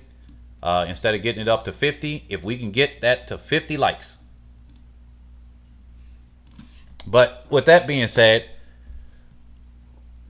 we got 2 more events to cover after this. We got the 800 and we got the women's 200 final. But we just need 7 more likes if we can get that up to 50 people. They said, in the meantime, let's look here. Well, Jamaica 4x1 is going to be crazy AF. Sha'Carri biological parents are Jamaicans, not her grandparents. Okay, that's cool. Nigeria is the sleeping giant of athletics, but our politics. Shaking my head. Oh, so you're from Nigeria? Yeah, Nigeria has a lot of people there that could really compete, and I see it all the time. If I could, I would actually go over there to coach. I got a lot of people that I know from Nigeria. I got a huge WhatsApp following. I got freaking I got 3 WhatsApps because I got the different numbers, and between them, I got like 1,700 people. Most of those people are from Nigeria, Ghana. So, and I see this stuff all the time and post about this. We just need 6 more likes at this point. Let's get this up to 50 likes. But hey, it is what it is. If we get to only 50 people in the stream, or if it goes too low, I'll just end the stream. It's fine. But yeah. Oh, let me see here. Let me go here. Yep, Eugene next. Let's hope the organizers pick the athletes properly. They said, Afro Buddy said, West Africa are very fast, but the main sport is not athletics. It is football. Athletics is an afterthought in Nigeria. Well, with that, I don't know. They said, I don't know a single Nigerian that is not fast. Well, that makes sense, but the population size is big enough that there should at least be enough people to come and compete in athletics, you know? They said, Brianna, Shelly, Sharika, Elaine, new world record. Yeah, I'm going to talk about that in a second. So, Nigeria is going to be, Big Stepper said, Nigeria is going to be the best if they were different, if there were different leaders. Anybody that is watching this stream right now, we need 4 more likes. Then we got to 50. But we're getting close to the number that I said with concurrent viewers. So it looks like we are going to end this stream in a second. So the viewers have spoken. They want to end the stream. Instead of doing a like, they said, I'm too good for a like. I'm going to leave. And other people probably liked, but then they just were like, yo, nobody's getting up, so I'm going to leave too. So that's fine. I think there's a number that I had. They said, I don't want Brianna starting. I want a vet leading off. Listen to Divine Adodaru. He complained about the same thing. Yeah, I know. That's kind of unfortunate right there. That Nigeria is kind of acting that way. But yeah, let me see. They said, oh, the LSU long jumper and high jumper who made both finals. His mother is Jamaican. Well, Jamaican. Well, I guess. Hey, look, if that's what it is what it is. I mean, we can go back and we can start claiming everybody at this point. Marsha M. Sydney McLaughlin will bring us gold. If you're still here, I do think that the USA is going to get gold in the 400 hurdles. We need 2 more likes. We got 48 right now. Let's get this to 50. Then we could continue. Hassan moves there as a teenager. I don't want Hassan to take all 3. She needs to be humbled. Well, we need 1 more like. And I ain't going to like my own stream here because that doesn't count for that. So I'll like that after, if anything. Oh, that's funny. I don't like my own streams. Gabby Thomas is half Jamaican. Gabby Thomas is an American. So, yeah. Panache, I agree.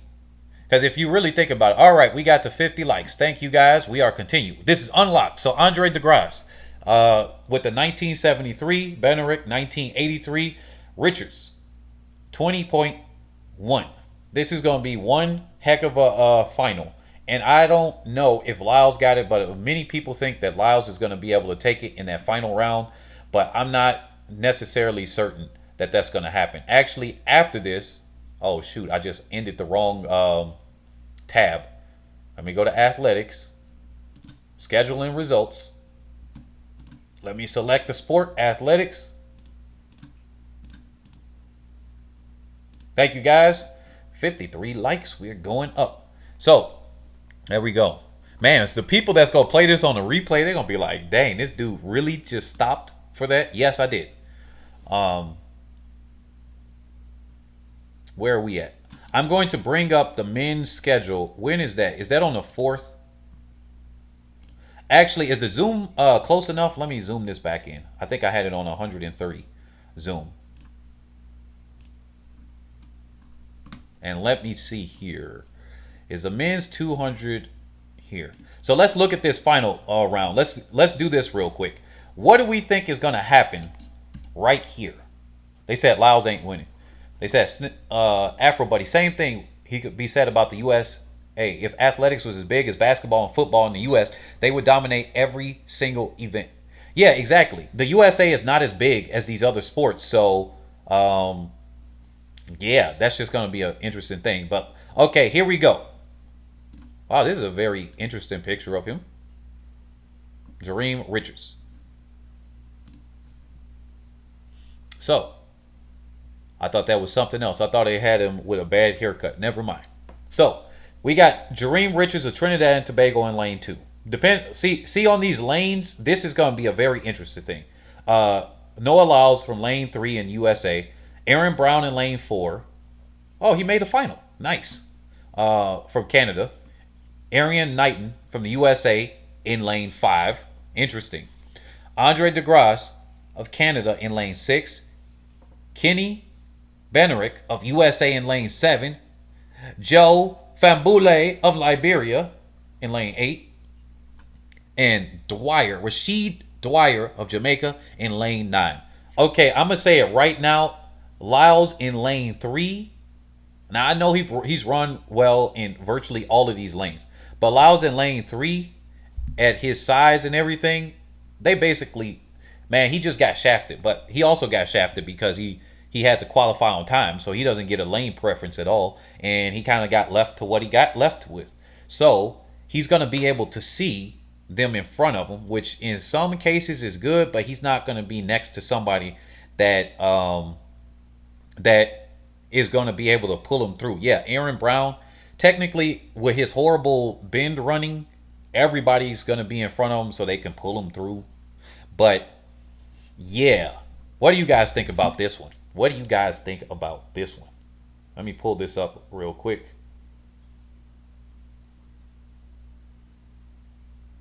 Wait a minute. King Knight said, since the era of Bolt, the men's speedsters is like Bitcoin. The times are all over the place. Hey, but at least with Bitcoin, as a person that invests with that, man, at least with Bitcoin, I can say that at least the prices might be all over the place, but it's going up. Hey, how do you guys tag people here? Because I've been trying to tag people here, but it doesn't. For some reason, I'm not able to reply back to you guys. So if somebody could tell me how to do that in the chat. But anyway, but yeah, what do you guys think here?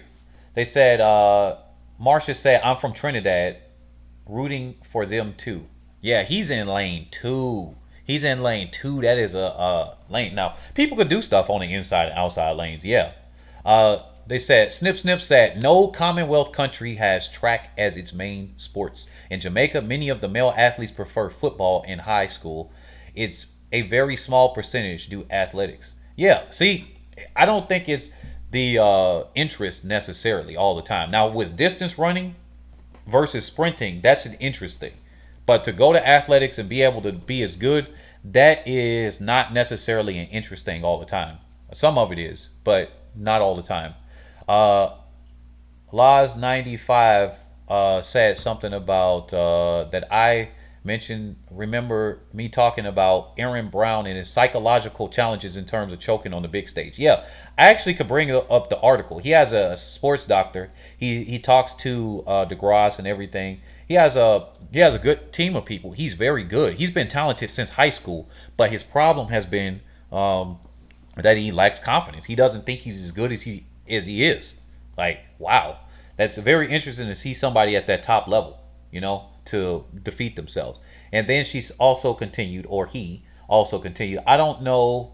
I don't even know. I can't call it. I say Knighton and DeGrasse medal. Islanders say exactly. Some people think that track is Jamaica's main event. Many males love football. You guys are basically saying that you can't predict the main events. People are underperforming on a whim. Afro Buddy said. A lot of people are saying this. So basically, we're saying that I think lane 9 would have been better for Noah compared to lane 2. Tanya Kimbe said, I want DeGrasse to win. He was running in the shadow of Usain and Johan for a good while, and now they are out. His time to shine, finally. Aaron Brown didn't choke. Well, we're about to see. But yeah, finally he made a final. This is the thing with Aaron Brown. Come on, man. Let's get you through. Should I do the Elaine Thompson-Herah prayer on Aaron Brown here? Should I give him some powers so that he can come through and so that he can come here and medal? I know this is going to upset a lot of people here, so maybe I shouldn't do that. But yeah, so what I think is going to happen is, man, this is going to be interesting. I don't think Noah Lyles is going to medal at all. I'm going to make the bold claim. I said that after seeing his, but obviously I didn't upload that video. But after seeing the first round, I didn't think Lyles would medal, and most certainly right now, I don't think he's going to medal because Aaron Knighton's going to run something like a 19.7 at the very least. DeGrasse might come by at a 19.5, 19.6. Fambule, for all we know, might do something like that, and Benerick is going to be in the 19.7s at the very least. I think Noah Lyles might pull through at a 19.6 or a 19.5. That's the only way I can see him medaling or winning. But and he does come through in the final. I will say that. Guys, if you're just joining us again, definitely smash that like button. I think a lot of people left, and then they came back and they were like, wait a minute. He's asking to smash the like button again. Leave. But definitely smash the like button. Don't forget, if you're joining the chat, change it to live chat, not top chat, because YouTube is filtering out a lot of the comments. And if you guys want to have an enjoyable conversation, definitely be able to see everybody's comments, not just some. Noah Lyles, he ain't, man, he does well in the finals. But, man, they said, I think Benerick gets 4th, Lyles get 5th. Lyles will medal. Never count him out. Dwyer needs a lane prayer. Dwyer needs an Elaine prayer. All right. Anybody else want Dwyer to get an Elaine prayer right here? All right, let's do it. All right. Dwyer is not even a factor in the final. He's just a placeholder. Wow, Afro buddy, you going ham on him. I feel like the men aren't focused. Like, what the heck, Trayvon? Marsha said. Man, y'all going wild in this comment section. Y'all funny. Y'all are funny. I'm going to give Dwyer a short one. I'm going to give him a short prayer. So, if we could give Dwyer the power of He-Man and give him the power to medal, we got to say, I have the power to Dwyer. If we can do that, we pray that Dwyer gets this medal out of nowhere. Everybody's counting him out. They're calling him a placeholder. I say a hallelujah, and that he gets some of that. I don't think this prayer is gonna work this time. I really, guys, I don't think it's gonna work. Track gods ain't looking at him, but if he does, we gave him a partial one. That means he could probably get a medal now. All right. So we need a dog behind Dwyer so he wins. Sniff, sniff. Y'all funny as heck in this comment section. Come on. This is live right here. Panesh said, think about how easy Knighton looked running in the trial. Some people thought he'd go 19.7, but he hit 19.8. He looked fast, but easy here. So I'll go with 19.8 in the final for Knighton. Yeah, you know what? Okay, if we say that this is a fast track, I might even say 19.7 something. But I don't think it's a quote unquote fast track. I really don't. I don't believe so. It's just that people are peaking. I think that's what we're seeing. People are calling it fast tracks, but we could have said that in high school in certain areas. And I mean, but my high school also had one of the best tracks in the state. So seeing something like that and then us performing on other areas, we literally saw that it was peaking. So maybe other people with bad tracks or worse tracks. And when we had one of the best, I mean, they had some upkeep, and we had almost one of the only. So at least indoor tracks. So they said I don't even know who Dwyer was Dwyer, and I'm Jamaican. LOL. Dang Islander, you funny. Let me go on to the next one. I think I stuck on this one long enough. So, but that's how I see it breaking down. Let me see.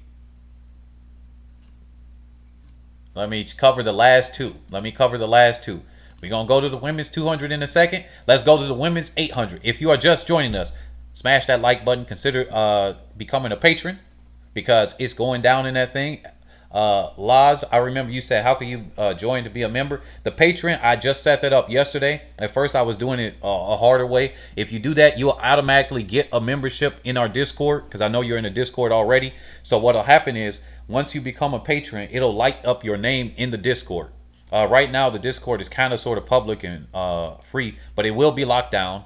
And then certain sections will be locked down because we're going to talk about doubling our income, different things with preparing your future, whether you want to, all the stuff that you want to do, different types of investments, whether it's Bitcoin or otherwise. We're going to talk about those things in certain sections of the Patreon, and then the locked off sections that people can't see in a Discord. Because, I mean, it's a lot of people out here hurting. The economy is hurting them. So we want people to do well. On this channel, it's more than just about sports and track and field or whatever it is. It's about improving our lives and improving the lives of the athletes that are out there. Because I want to get these people the name recognition. But here's the 800. Here is the 800. Deshawnee medal in the 200. LMAO. LMAO. I'm going to get to that in a second. No, she did not. No, she didn't. But I'm going to get to that in a second. Let me stick to this one real quick. All of these people were personal best and season best. Congratulations, Natoya Gould. What the flip happened? That's all I gotta say. What the flip happened to Natoya Gould? Can we get a second to talk about this for one? Man, I gotta take a big fat L because I thought that she was going to at least medal. I thought she was going to at least medal, and I kind of little overhyped her a little bit. I ain't even gonna lie. I was playing up, the Jamaican contingency on the channel. This is one of two times that I hyped up an athlete. No, Talu was not the athlete that I was trying to hype up. No. This is one of the two athletes that I was trying to hype up saying, yeah, maybe she could win. And then, that's why I always said maybe. And that's why I didn't say for sure. But I thought, in all honesty, that she was going to medal. She didn't medal. I am surprised. How do you all feel about that one? How do y'all feel about that one? He said, your prayers work. Bad. Natoya Gould, did we need to pray for you before this? Did we need to do that? Natoya Gould has outdone Asafa in choking. Afro Buddy said, what? I don't know. Wait a minute. Has Natoya Gould choked again before like that bad? I mean, at least she got at least, well, no, that's the World Relays. Pan American, she won. I'm looking back at this. Yeah, you know what? I don't know if she's necessarily choked because this is one of her better seasons that she's had. I think she had a PR, several PRs this season. But dang, she got sixth in Doha. She did worse now. But the field was just so much faster right now. Wow. This is crazy. They said because I think she will medal too. Gould, nah, she didn't run her own race. She had the pedigree. Yeah, I said Mo Gold, Gould Silver, and Rogers Bronze, and then Gould. Man, you underperformed. I'm a little bit let down as a neutral party that would have preferred the U.S. go 1-2, if not 1-2-3. But then when what's her name got out for the USA in the first round, I'm like, well, there we go. But I really did want the U.S. to go 1-2 and 1-2-3. She chokes on her tongue. Snip Snip said. Hodgkins shocked me. Well, yeah, this one shocked me too. She got the national record for Great Britain. Gosh dang. And the funny thing is, nobody was talking about the American record. that A-Thing Mo got. They didn't even say it after the race. They didn't put it up on the board in the times. They didn't put NR next to her at all. I think they had to double check. They must have thought that Wilson still had the record and whatnot. They said it's a mental game as well. Track Highlights said, I think we shouldn't put any more pressure on these athletes. Nah, pressure is fine. I'm going to pressure them all I want. It's up to them whether they want to turn off their phone or not. Hey, it's not our fault. We can't put it on us as the fans. Anybody that keeps saying it's the fans' fault for the pressure and everything, those people are smoking crack. I've seen a couple people say that, actually. And they say it's the fans. It's the fans. What? The fans are always just going to be there. They're going to turn their back on people. They're going to be there with people that's there. All the Brits shocked me. I didn't think they would medal. So here it is. This is the biggest thing. This is the story here. Raven Rogers.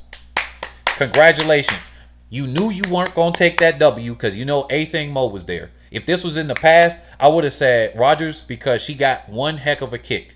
But you know what? Congratulations on behalf of the U.S. You got a well-deserved bronze medal because guess what?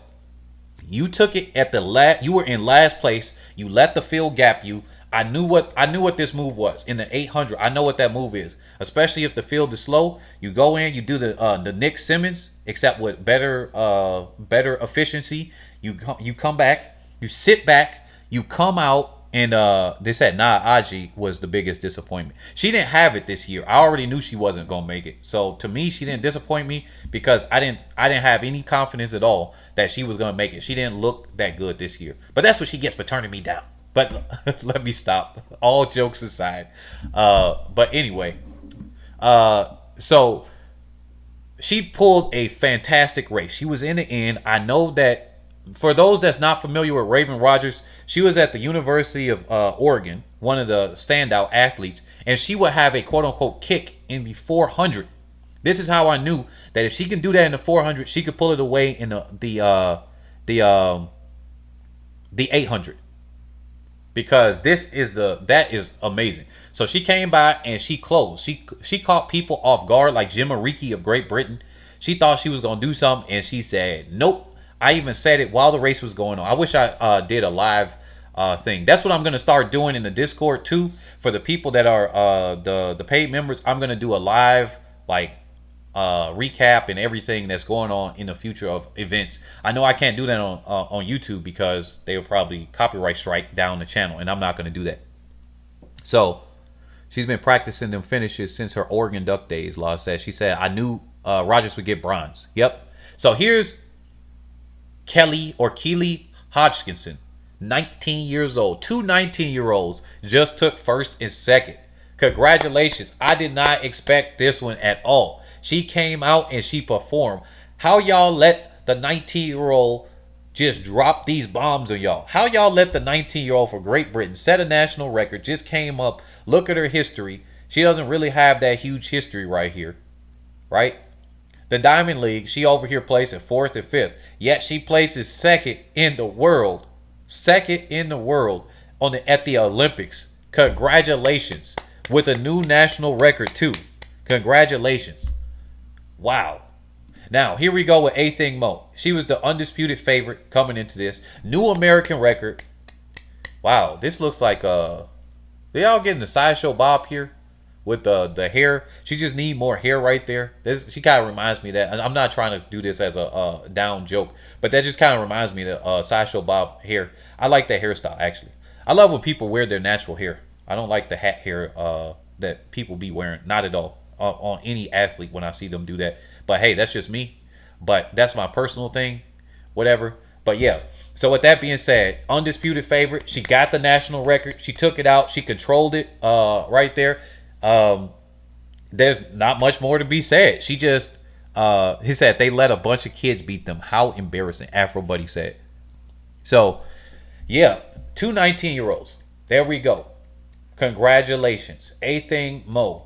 Congratulations. You got that. That was well-deserved from your youth days running AAU, taking on the 200, the 400, the 800, and the 1500, and taking on those throughout while your childhood and everything.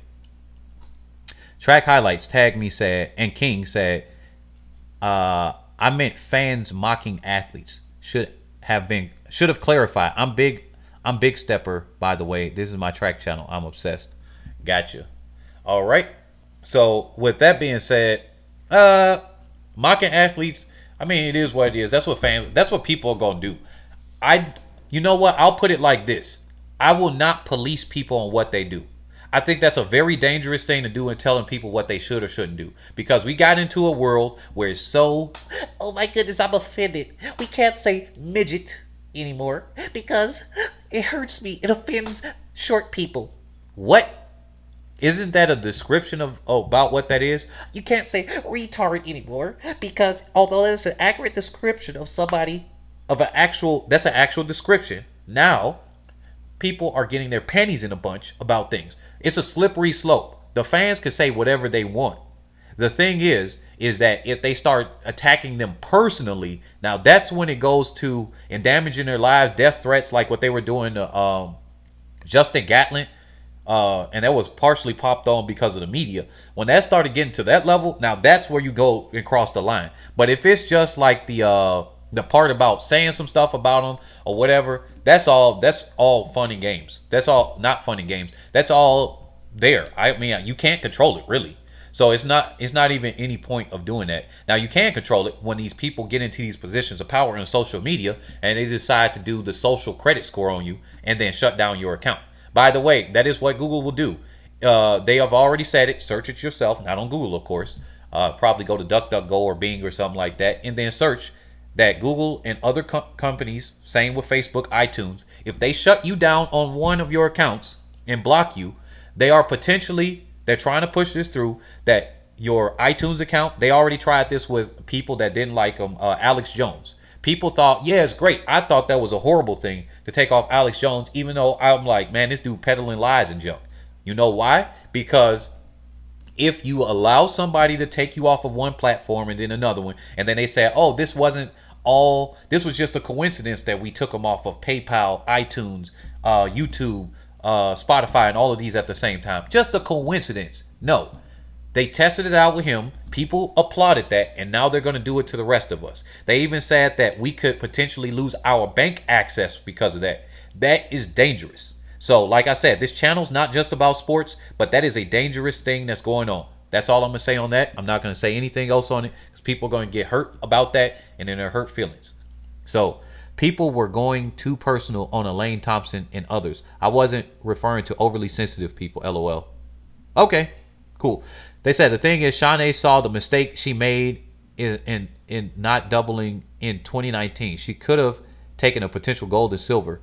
What she didn't see coming was the stiff competition this year. So hey, snip. She usually runs in the lead to pace the race, but Mo wanted the lead as well, and that is how the war started. And she doesn't run fast first lap size. Yeah. So here we go with the women's 200. With the women's 200, I probably got some, yep, that's what I thought. 2 dislikes because I talked about the truth about the things that are going on, as far as either I hurt somebody's feelings with the comments, the overly sensitive comments, because now I'll put it this way. It's people that say fat shaming or body shaming. No, you're fat. The people are getting too fat. Heart attack rates are going up. Life expectancy rates are going down.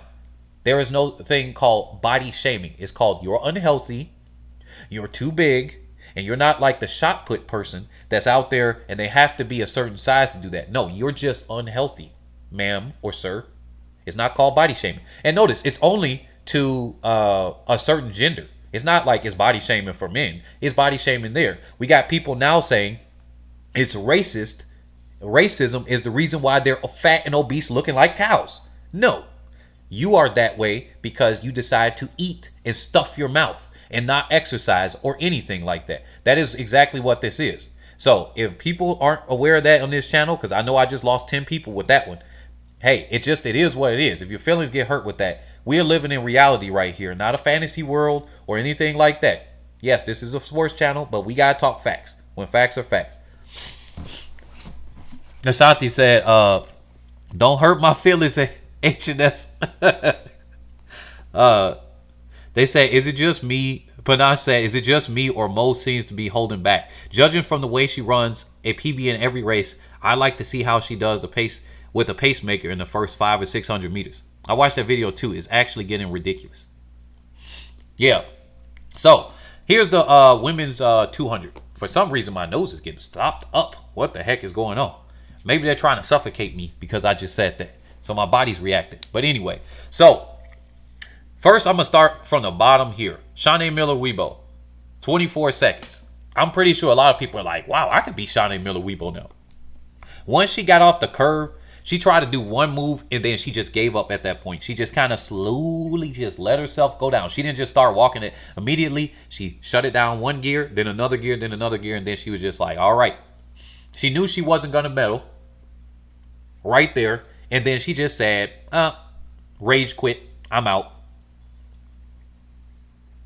I don't like the idea of second place running. Her testosterone levels are through the roof. Man, snip. It is what. So wait a minute. Hold on. So you telling me the Namibian athletes who could not control what they were born with? That's like when women judge dudes off of their height, and then they say they want some dude, and then they get angry when a guy says, "Well, we can't control our height. We want you to lose weight." And then they start rage quitting on them, right? They start raging on the dude. So there are one thing that you can control, and there's another one you can't. Can they control that they have slightly higher levels of testosterone? And when I say that, that implies that maybe other women have testosterone levels. Does Elaine Thompson-Herah have testosterone in her body? Right? Like that's something right there, right? Or maybe she doesn't. They have some sort of disorder. So should they instead be in the Paralympic Games? Do you all think that these athletes, the Paralympic Games, do you guys think that? Because if that's the case, why not they run there instead? But then they don't get any attention. What I would do if I'm in Boma or any of these athletes that may have higher levels of testosterone or whatever, what I would do is I would just run the regular seasons, and unless they ban me or something like that, I'm going to be running. I'm going to take my paycheck. I'm going to get my sponsorships, and I'm going to do everything that I can. And I guess I'm going to just have to compete in the events that I compete in until I get enough popularity and political clout, I would say, because that's what it is in track and field. And then I'm going to make a big stink about it. That's what I would say. So that's something there. I'll get back to that a little bit later. But Shaunae Miller-Uibo, she just kind of was like, yeah, I'm out. So she just let herself go. And then Kambunji. She had a good run. I didn't think she was going to do anything. In all honesty, I didn't think she was going to finish second to last. But she got a national record in the 200, if I'm not mistaken. She held it for a second. She improved upon her national record. There we go. She already had it. She held the national record for a second before a teammate got it. And so she's been having a good Olympics. So she's had PRs. She's done the best that she could do. And I'm actually pretty satisfied with Kambunji. Is it time to create a category for a third gender?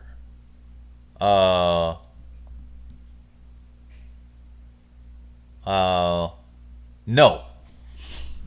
Anybody? I don't think it's a time for a category for a third gender. They forced Semenya out of athletics.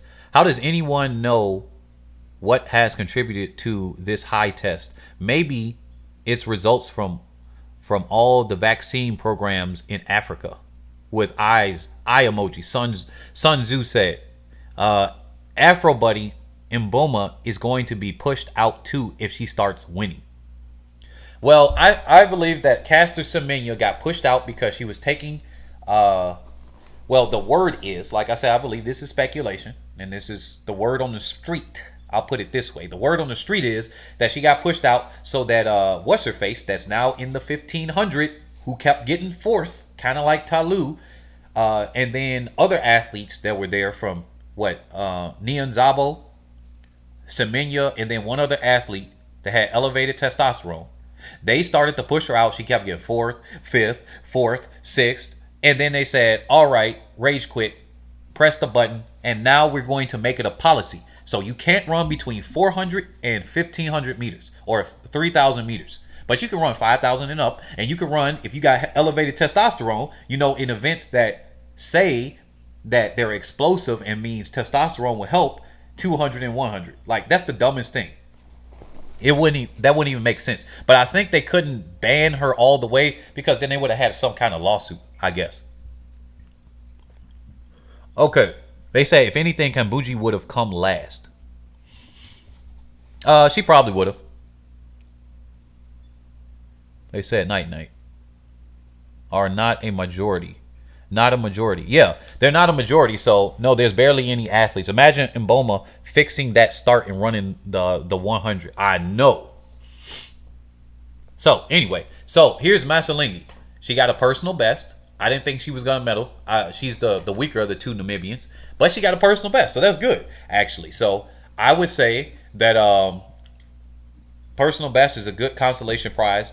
But they threw a middle finger, both of them. They threw a middle finger, 22-28. Talu, yeah, she blew up in the final.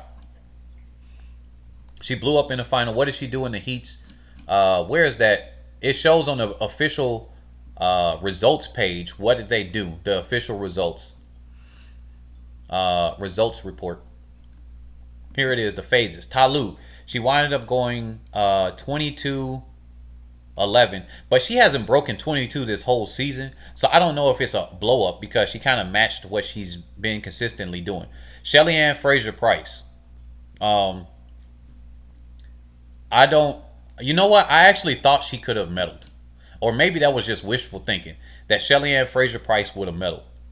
But then I was thinking that Gabby Thomas would not medal. So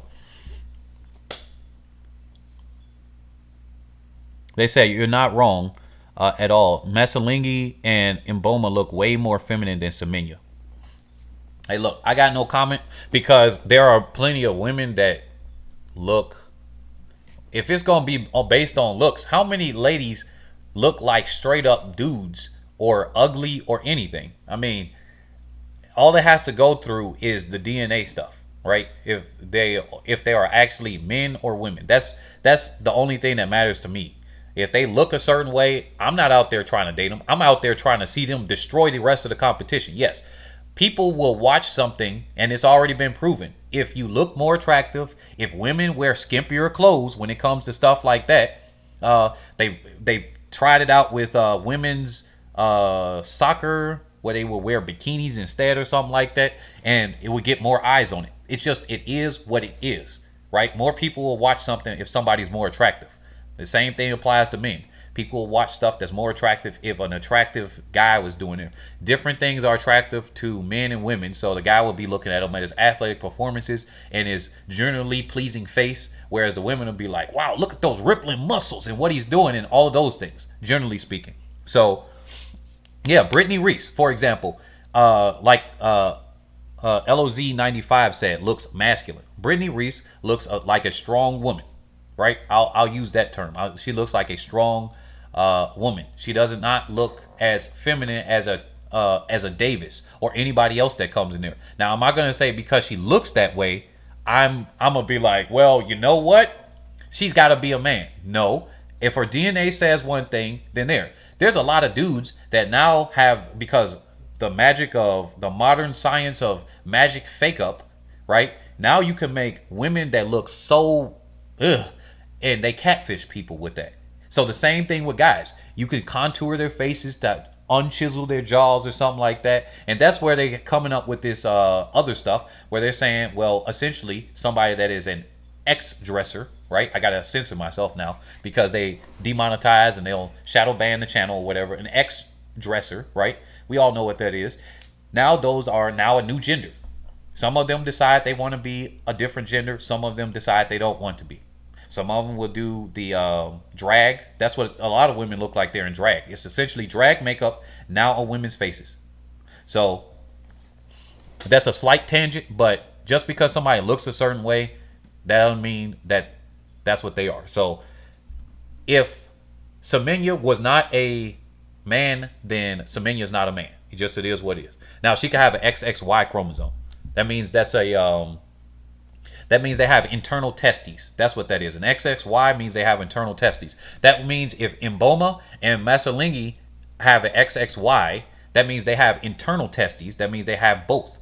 But they are underdeveloped, which means they would be classified as a woman. Or what the scientific term would be, present as a woman. There's an argument to be made that they would not be women or something here, actually. But that's a whole different conversation. I've already looked into this stuff before. Like I said, back in 2006, there was an Indian athlete that had, when she won the Asian Games in the 800, they had tested her, and then she came out like that. And then from that point, biology is something I love. So I looked into these things. So Shelly-Ann Fraser-Pryce has been, did Shelly-Ann underperform at this Olympics? Afro Buddy said. King Knight said, not at all. This is actually her best Olympic performance ever. Okay, what I gotta say with this one is Shelly-Ann Fraser-Pryce made it to the final, and sometimes she doesn't even make the final in the 200. So she made the final. That was one. Two, although she didn't run a better time, can we get a quick shout out right here, real quick? Okay, let me take the logic of you people that say Americans can't reproduce their times on the outside.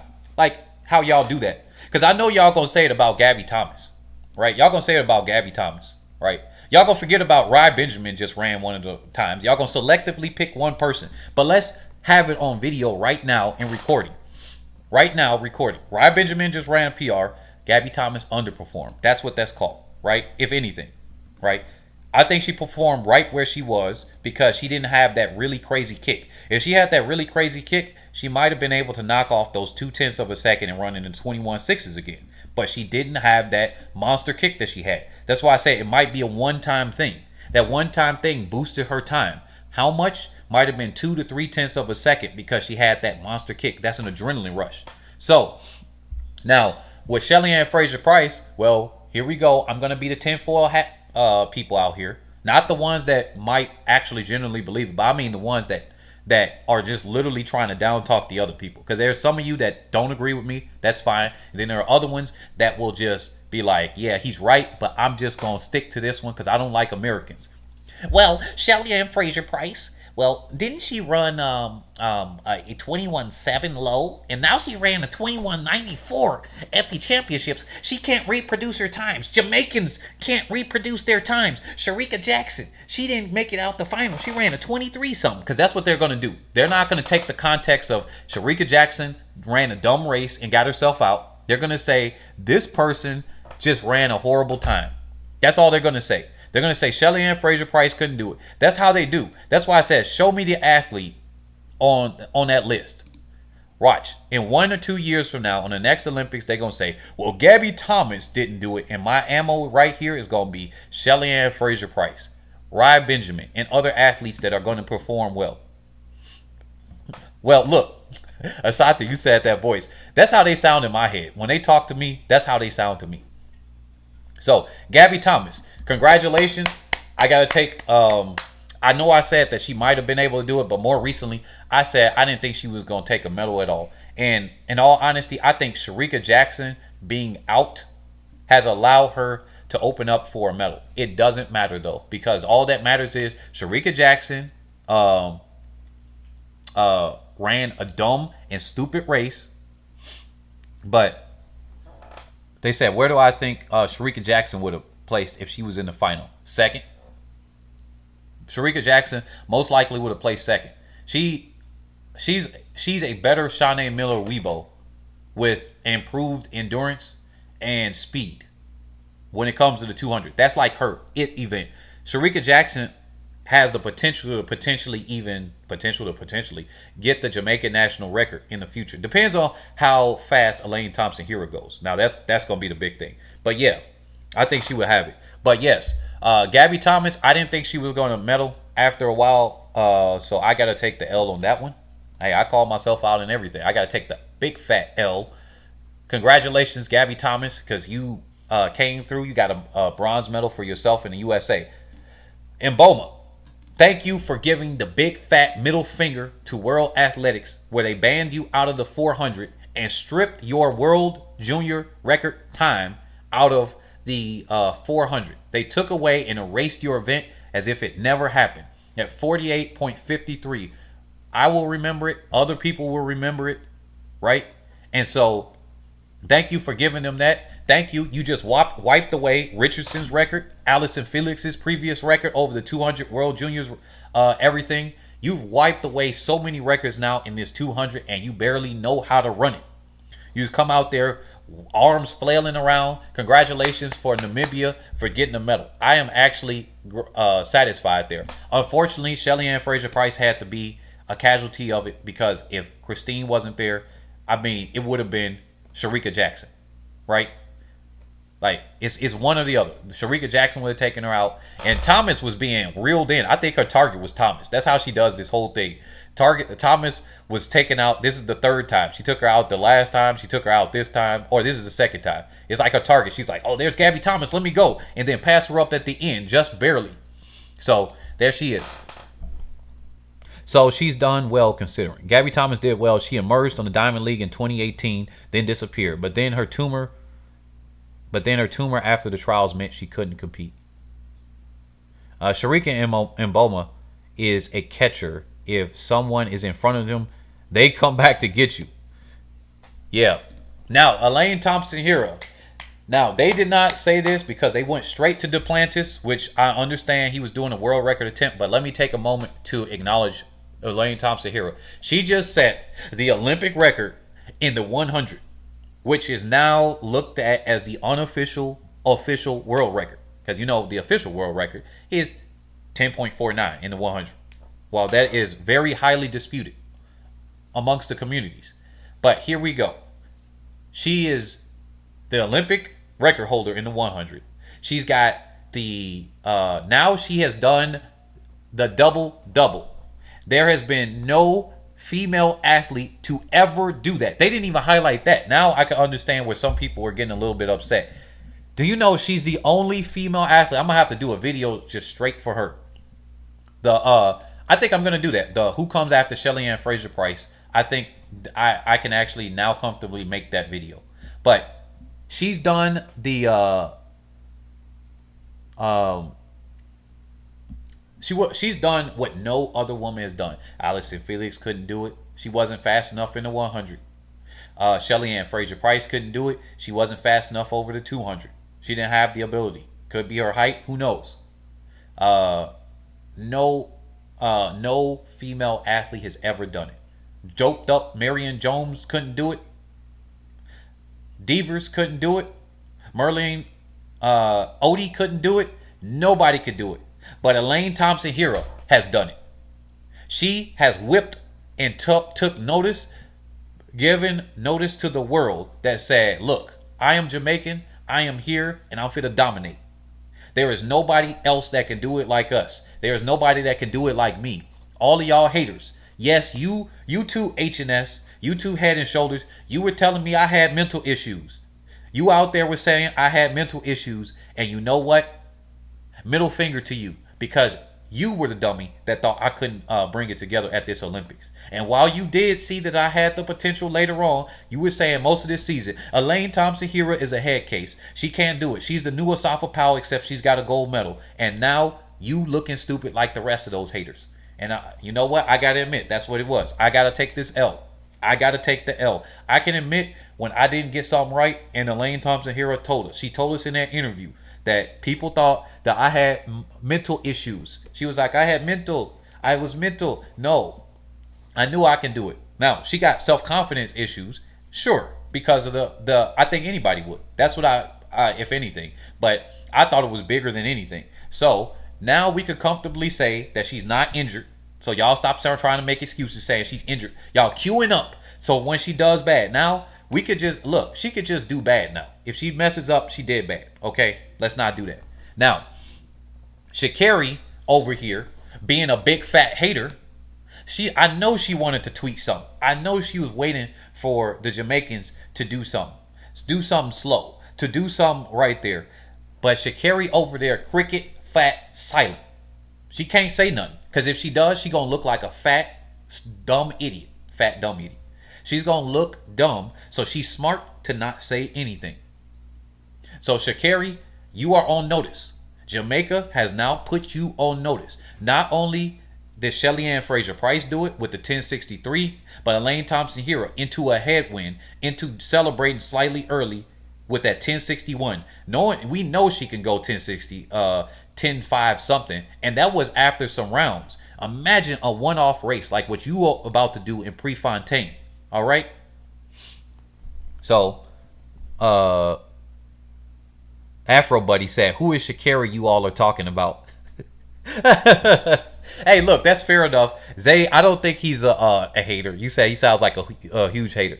Now, right now, I'm gonna give a shout out to somebody else. Remember, I said this is covering Head and Shoulders, athletes' performances, and otherwise. And sometimes I say coaches. Coach Francis is the MVP.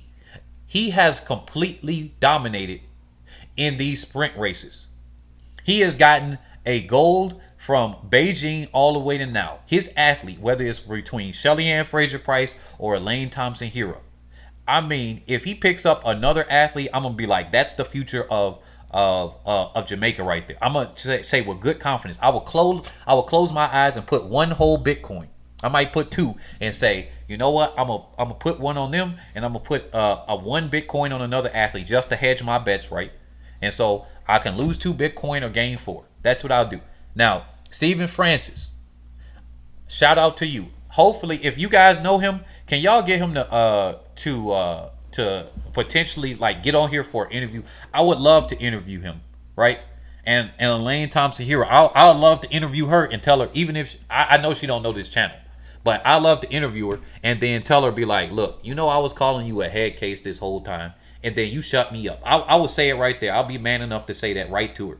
So I heard that Jackson is coached by Steve Francis' brother, so it's not necessarily the same. Is that true? Comment section, you guys out there. When Elaine gets 17 gold medals, then she can talk. Well, okay. Now I ain't saying they said Glenn Mills is garbage. Wait a minute. Who was he just focused on Bolt? Well, I don't know. Well, yeah, he could have been. No, because Johan Blake, he took Johan Blake and exploded his talent. Yeah.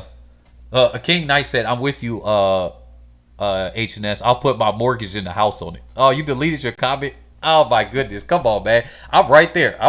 I'll put that now. I wouldn't put my livelihood at that, man. I got way more than just 1 or 2 Bitcoin, but I would not put a high percentage of my money on this on that. No, I will put a smart amount of my money on it. I'll put a whole Bitcoin there. Yeah, Paul Francis is true. Yeah, and that's why Blake had issues with him.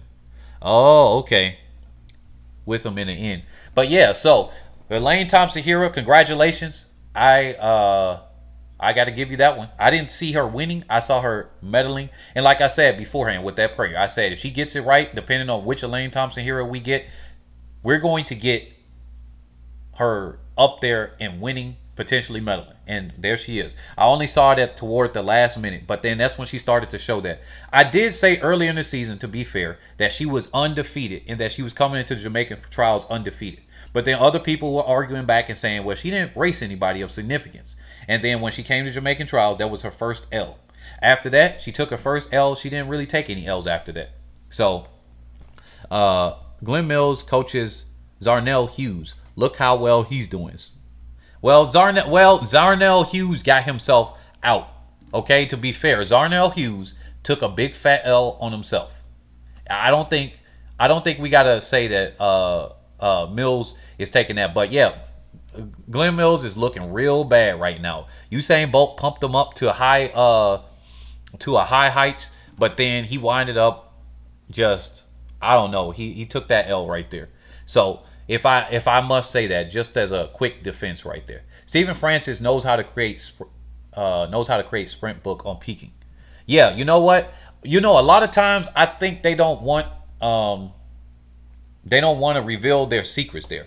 They said Frano must be laughing at Shelly-Ann Fraser-Pryce. Yeah, that's what I wonder. After I saw Shelly-Ann Fraser-Pryce up there, I was just wondering what exactly is going through the mind of Shelly-Ann Fraser-Pryce. I just got off the phone with Coach Francis. Ashanti said, I just got off the phone with Coach Francis. He says he don't do interviews with down low Sha'Carri lovers. Look, it is what it is, man. I just acknowledge those people that are great. This is Head and Shoulders. We cover athletes' performances and otherwise. And she fell under the otherwise that are head and shoulders above the rest, okay? She may be smart in turning around her mess up into some money. That's what I'm talking about, okay? Look, it is what it is. I'm the neutral party here. If people are doing well, they gonna do well. All right?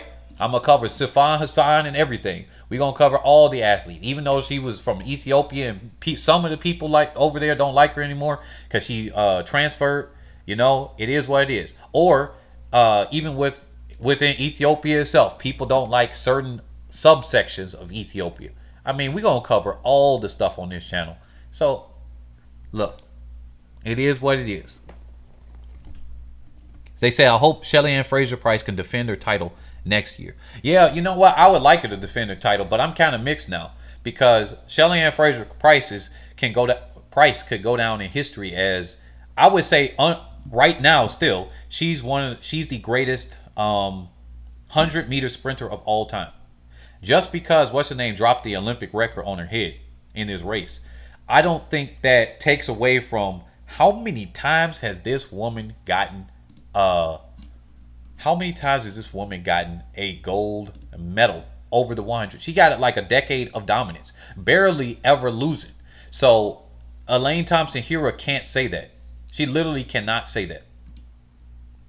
That's the difference between Shelly-Ann Fraser-Pryce and even still. That's why she's in the conversation. But it's just like saying, okay, Edwin Moses got all these W's, and then somebody else now that beat him in between somewhere, then they broke the record on his head, and then they start saying that he's there because Edwin Moses was only dominant in the 400 hurdles, but this other athlete was in the 400 hurdles and the 100 hurdles and did it twice. Who's better, Edwin Moses or this other athlete? I would say that Edwin Moses is better because of his domination, even if he didn't hold the record anymore or hold the record at all, and because of how long he did it compared to the other athlete. The other athlete now has to prove himself. So she now has to be able to she now has to prove herself, just like Shelly-Ann Fraser-Pryce did. Because if you look at these results, wait a minute, where is it at? Honors. If you look at the results, the first places that she's gotten, she's a 2-time Olympic champion in 100, so both of them have done that. She's gotten second place in Tokyo. Okay, so she's the only 100-meter athlete that has ever done it. She's got 4 medals at these Olympics. She's improved upon that. She was injured in 2016. Arguably,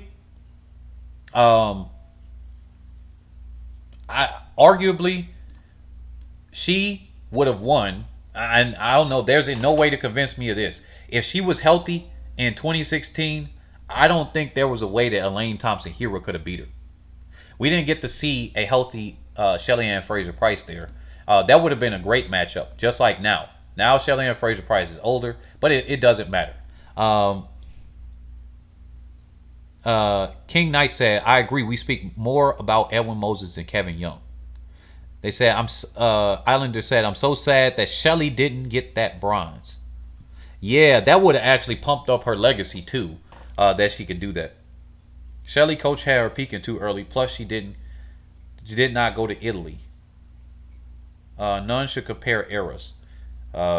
This was a strange Olympics for Shelly. I was expecting season's best in the finals from her. But, okay, this is what I pointed out before. All right? Let's look at this. Let's look at the progression. Here's something about Shelly-Ann Fraser-Pryce. Look at the place in which she got her top times. And you will kind of see that she did not run her best times at the championships all the time. She did them at the Olympics, sure. Here's Rio. She did her best time. London. She did her best time, but this wasn't an Olympic. This was just seasons. At Doha, she did her best time, but she did her best time in Jamaica here. Other best time in Jamaica there. She did this in Paris, Monaco at some meet there. She did this at the championships, Jamaica, Eugene. This was a world championship year. She did this in Eugene.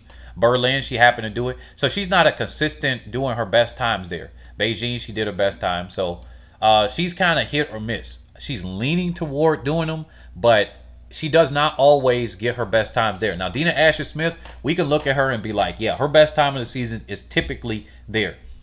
Shelly-Ann Fraser-Pryce's best time in the season, I would say every other year, typically is at the championships because she's done a lot of them there. Doha, Brazil.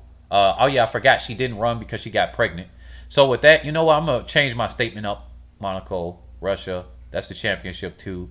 That's the championship final there. So yeah, I guess more or less she does. You know what? I take back my statement. I'm looking at the facts here. I can't argue with the facts. There's two here championships. There's another championship here. This was an off year championship. Yep, never mind. She does her championship best there. So yeah, it is kind of strange. She did end a little bit early. I'm a big Shelly stan. Man, I'm sad. Laws 95 said her coach messed up big time for Shelly. Peaked too early. Where do you think Dina would have placed if she was fit and 100%? Let me look at the results again. I think Dina would have gone. Okay, so since I accurately called Talu, I'm gonna say it like this: Dina was going to place where Talu did, but in the final. Like she would have ran somewhere around that time. I had Dina Asher Smith. I pegged her at getting. She would have had to run a 10.75. That's what I had, and because her previous best was 10.83, if I'm not mistaken. Let me see. If it was 10.89. Then she had no chance in Bazooka to do that. Let me see. What is her personal best?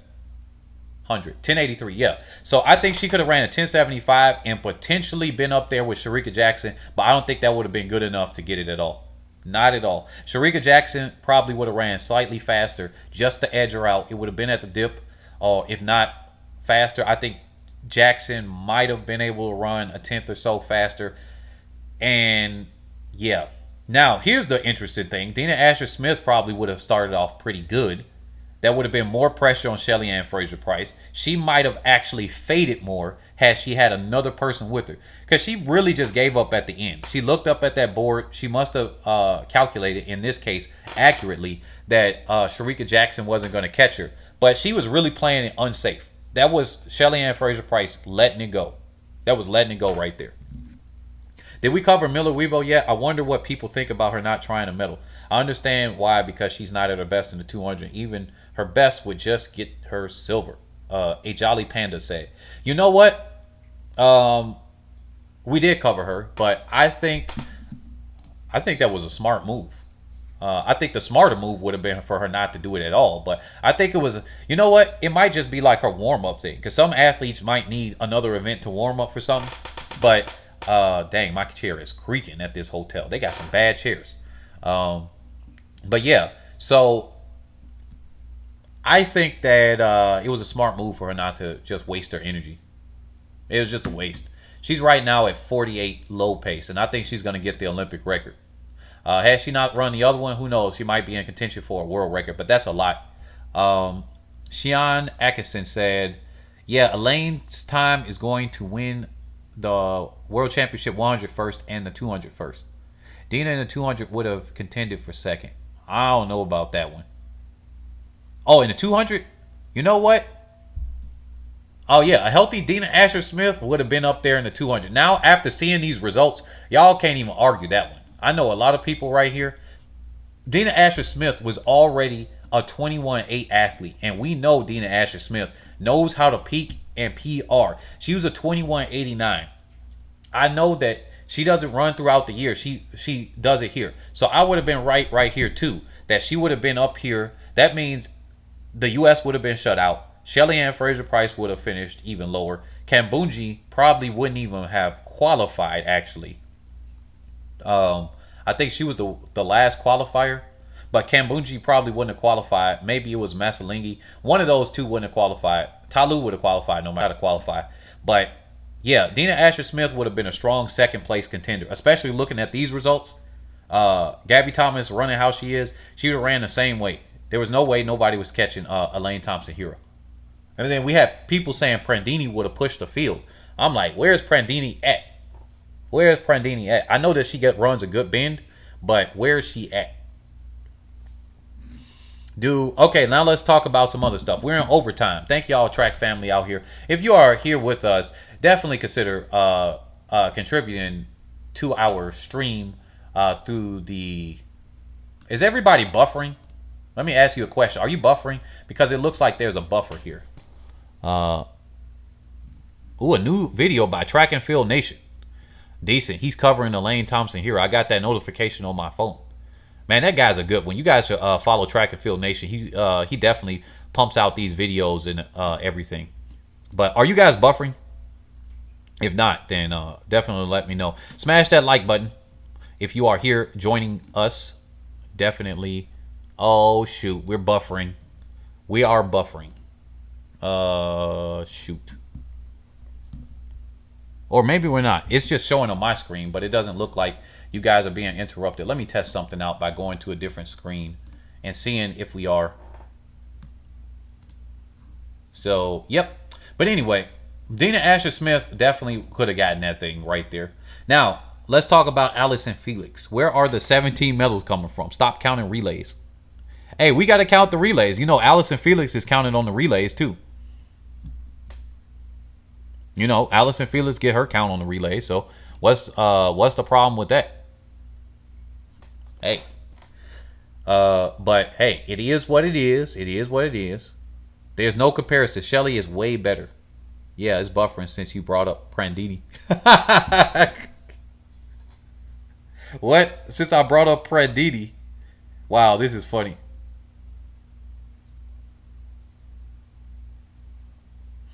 She's a curse.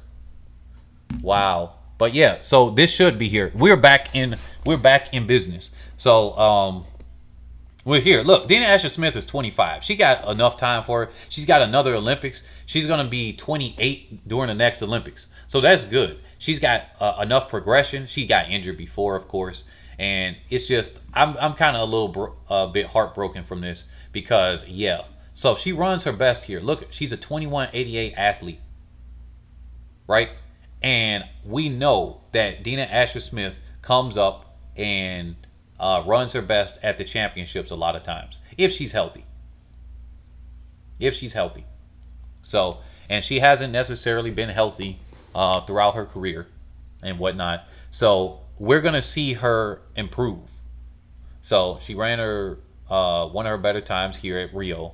Wasn't her best, but we're gonna see. With that being said, cool. Allison Felix. Let me go here to the women's 400. Let me look. Women. No. Where's the women's 400?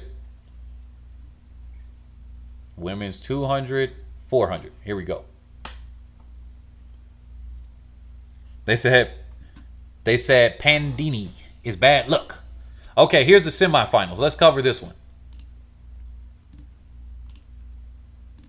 And definitely, you guys, if you are out here listening to this, definitely consider smashing that like button, or actually smash the like button. Consider contributing to the channel if you are liking the content here, because I'm able to bring this out because of you guys coming out and supporting, and the few people right now that are supporting this channel. I really do appreciate that. So definitely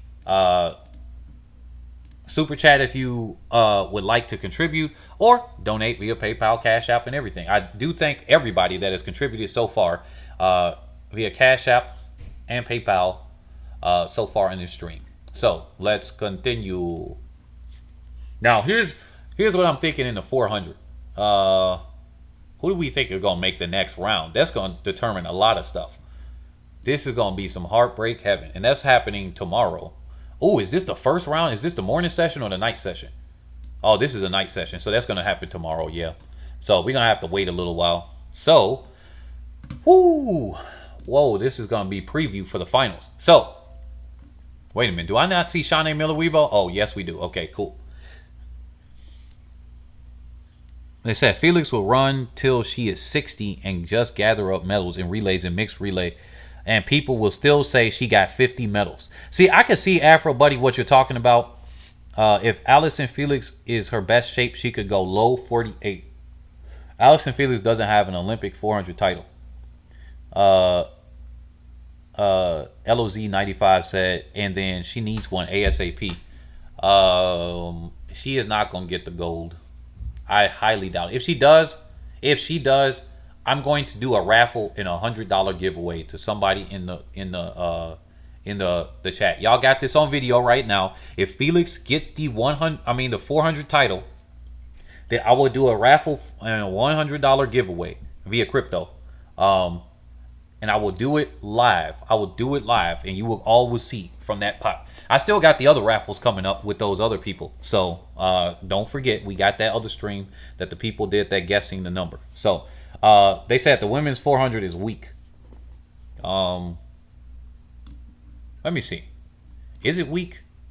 Somebody else was saying the 100 field was weak, and I'm like, nah, this is one of the strongest fields in the history of the 100. I'm like, I think they saying that because Richardson wasn't there, and I'm like, blowout Richardson is gone. What? She got herself out. It's like Shericka Jackson. It is what it is. So let me look at this. 400 field being weak. Let's look at Rio's field real quick for the 400. Way less people breaking 50 during that year. Let's look at 2019's 400 field. Less people breaking 50 during that year. Let's look at 2017's 400 field. Less people breaking 50. No, this is still okay. Oh yeah. So she finished fourth. Less people breaking 50 during that year. What are you talking about, man? You said the 400 field is weak. I'm going back to all these championships here. So, okay, now this one was here, but this was that was Monaco, so that the best was done in Monaco. This was at the championship. This was at the championship. This was at. So leading into this is 1-2. Natasha Hastings. Well, she didn't. Well, we know what happened with her. Stephanie Ann McPherson in Monaco. They had their best times. So the field was a bit. No, still it's a little bit weaker field. We got more quick athletes this year than we had before. So let me see. I can't consider Felix as the GOAT with just one Olympic gold medal. Did he cover Noah Lyles almost pulling a Shericka Jackson? Oh, yeah, I did. I covered that earlier. People just say anything. How is the 100-meter field weak? I know, right? Yeah, that's what I'm saying. Okay, now let's take out the two Namibians that they took out. We got one. Oh, yeah, we got Athing Mo that ain't in there. So one.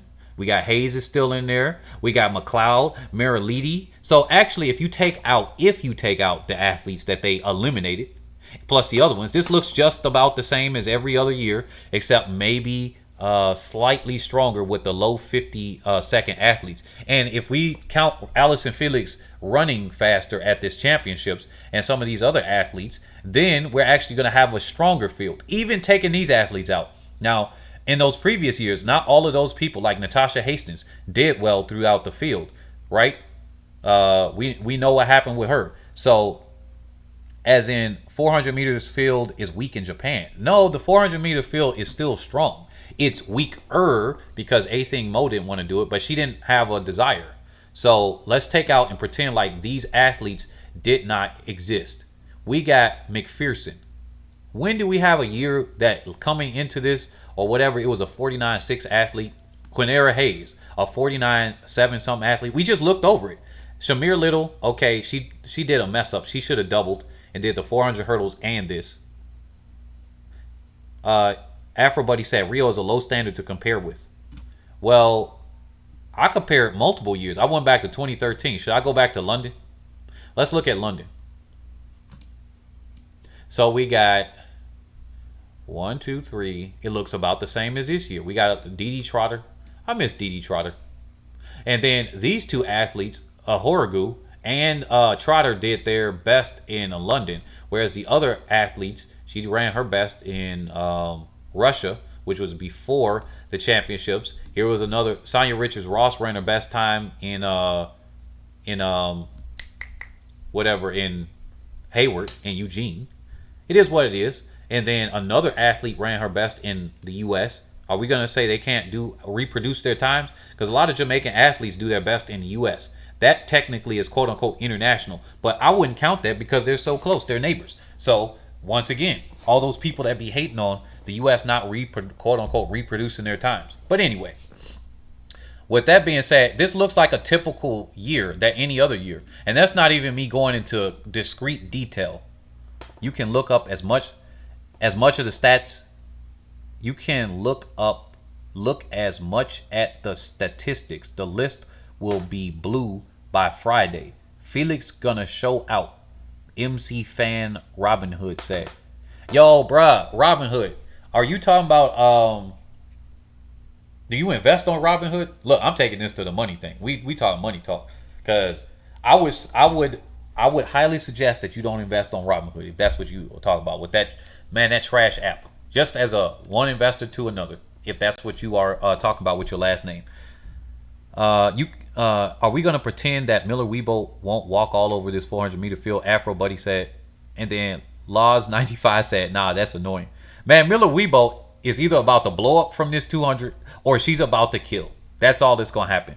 Nasser would have smacked up Shanae. Well, if she's actually clean, then she would have smacked up Shanae. But I don't know how her time even counted because she had missed her test. But hey, look, like I said, I think they should be fined instead of banned. So it is what it is. Under the current rules, she ain't gonna smack up nobody because she banned. Same thing with what's his name, and the defending world champion in the 100. He got banned too, Christian Coleman. So he would have. I would say he would smack up the field, but I mean I ain't got nowhere to talk because he banned. So you're not gonna mention Nasser? She's the standard. Well, the former Nigerian could have been the standard if she. I wouldn't say that she's a standard either. She had a pretty decent race as a young athlete. Yes, I think she was 19, but the Nasser got banned. So I don't know. They said Nasser is a druggie. Street saying Nasser is a druggie. Shani has a streak of messing up. Yeah, she does. Where's her image here of her tripping up in the final? Do I got that loaded up here? Oh no, I don't got that image loaded here. Yeah, she does have a history of doing that. Let me see here. Let me add this source real quick. Let me look for this. Definitely, you guys. I think I'm gonna wind it up. We're starting to get people that are probably getting fatigued from this long stream. We had a very long one, 3.5 hours yesterday. I think it's 2.5 hours now. I think we probably about done with that. What do you guys think? Cause I don't know how much more topics we're doing. Plus, I think I'm gonna end it too, cause I don't be doing this stuff for charity. So I think that's about it with this one. I do have an interest with these, and I do want to build up those things, but I am doing this a very long time, and I don't want to do no charity events out here. Oh my goodness, that is loud. So with that being said, where is Miller? Where I got Miller-Uibo with her mess up? That's what I'm looking for on my computer while we're at it. Where is her mess up in that home straightaway?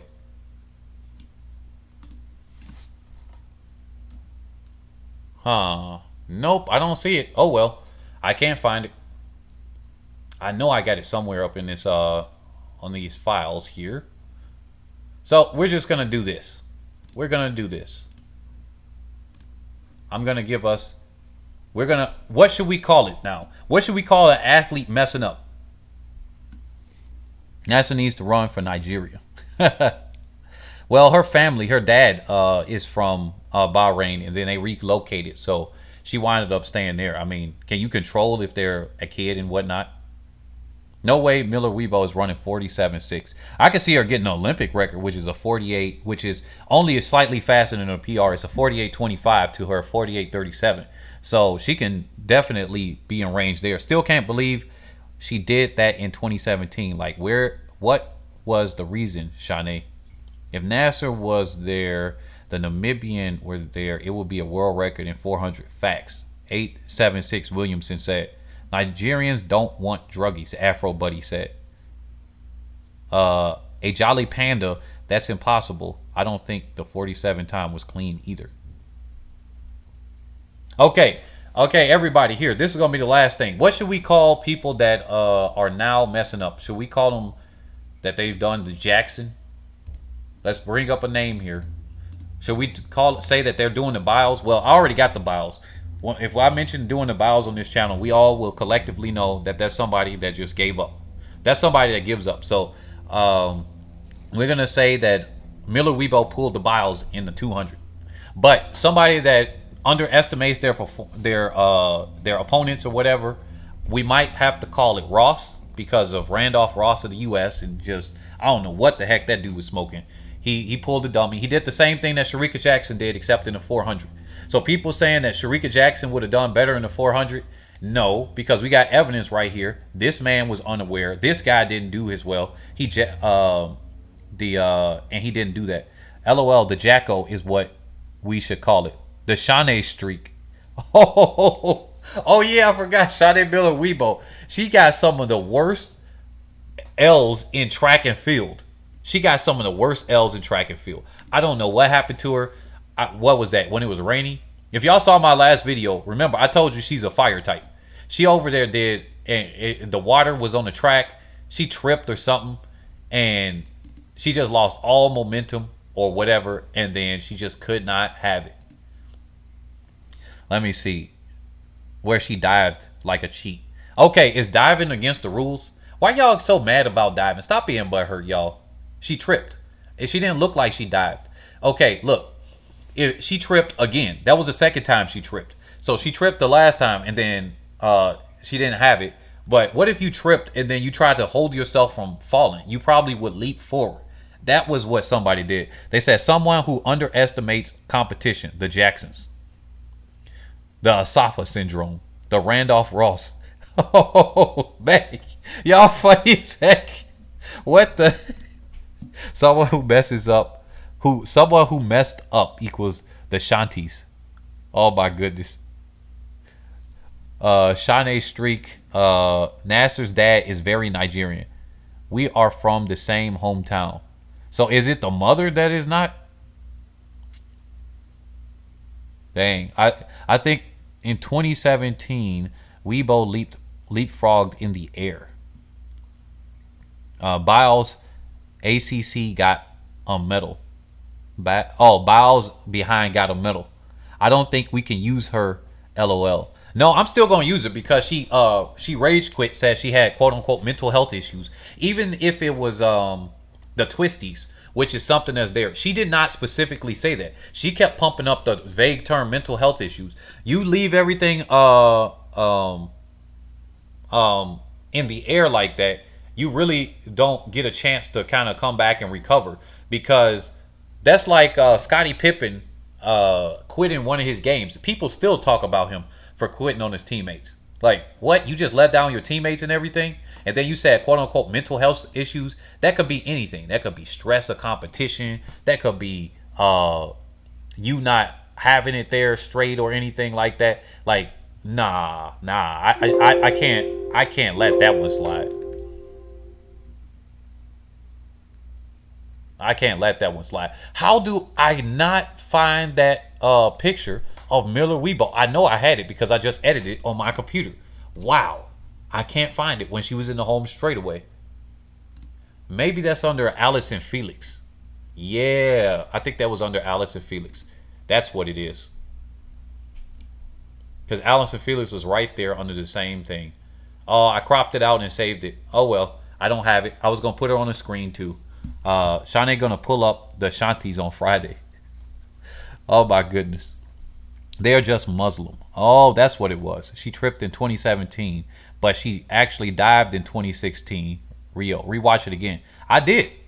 I looked at her as that was a trip and she went there. I mean, is it against the rules? People might be angry. It's just like when somebody beats somebody in a video game and they say, you're button mashing. You use one move over and over. Is that against the rules to use this one move? If it was, then I wouldn't do it. So I followed the rules and you got mad that I won in the rules. Is it against the rules to dive? It might be quote unquote distasteful for people to do that because they're used to people running and leaning. But is it against the rules? If it's not, then she's all fine right there.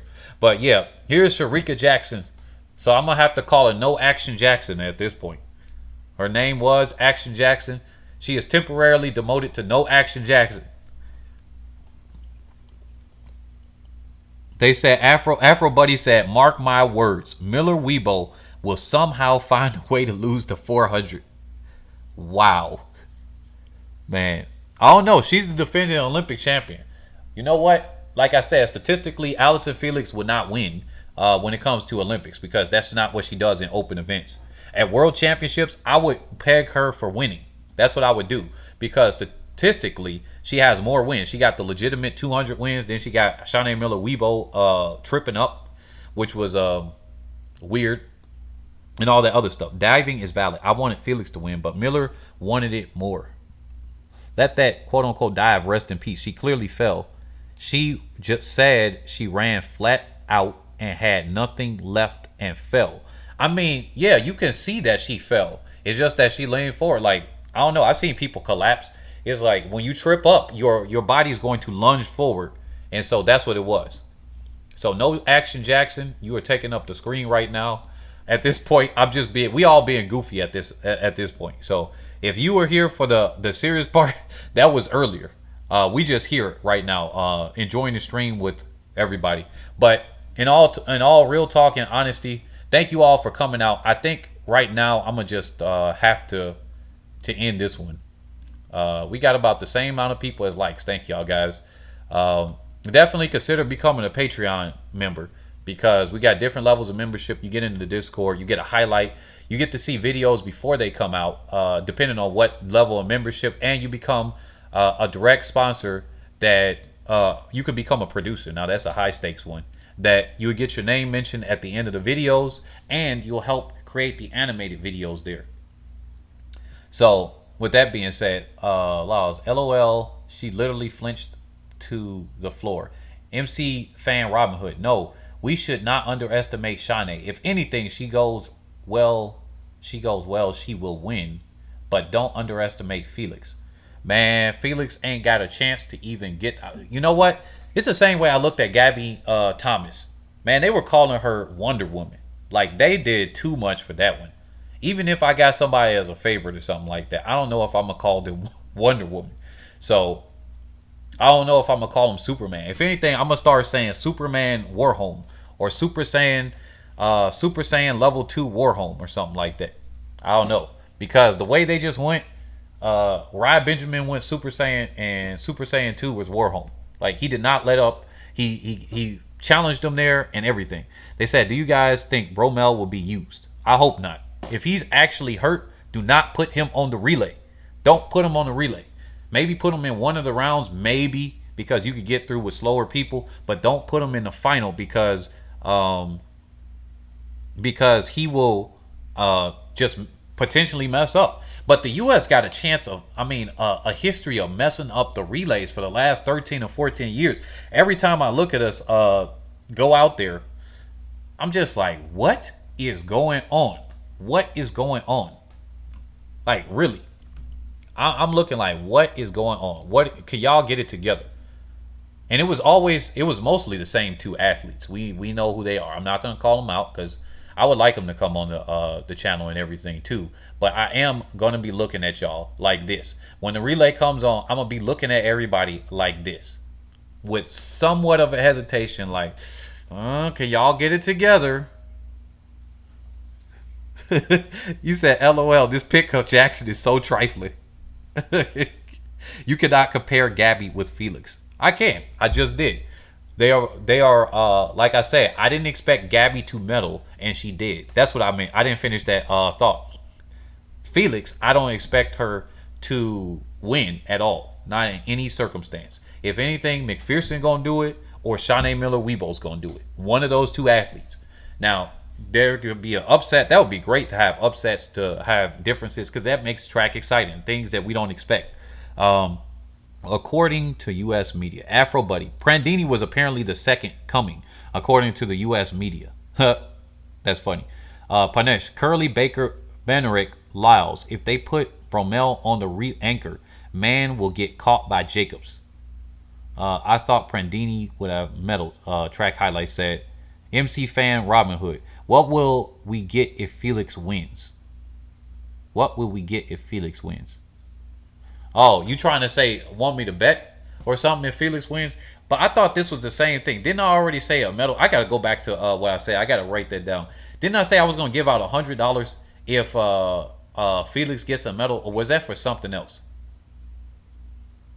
Wait a minute. Can y'all remind me of what I said? Because I gotta go back. Because I know I said it's on video. I'm gonna have to go back in that one. But can y'all remind me of that one? Of that real quick. Because now I'm over here looking like this picture of Jackson. Y'all got me over here looking at sitting here at this mic looking like that.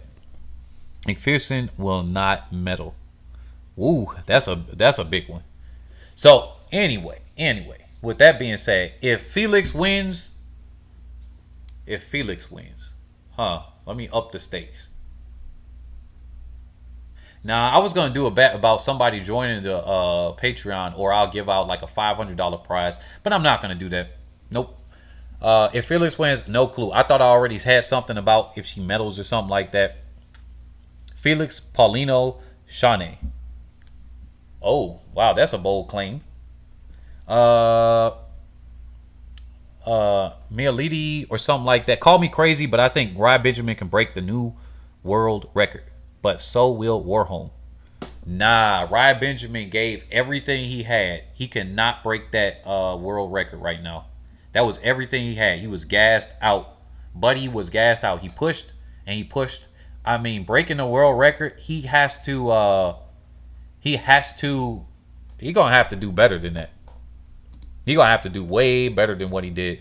And he's gonna have to have a faster start. That's the one thing right there. So I don't know. Y'all. Ryan Benjamin ain't got a chance or a prayer to break that current world record. Not anytime soon. Maybe in a one-off race. You know what? In a one-off race, I'll give y'all that, because they did go through the rounds.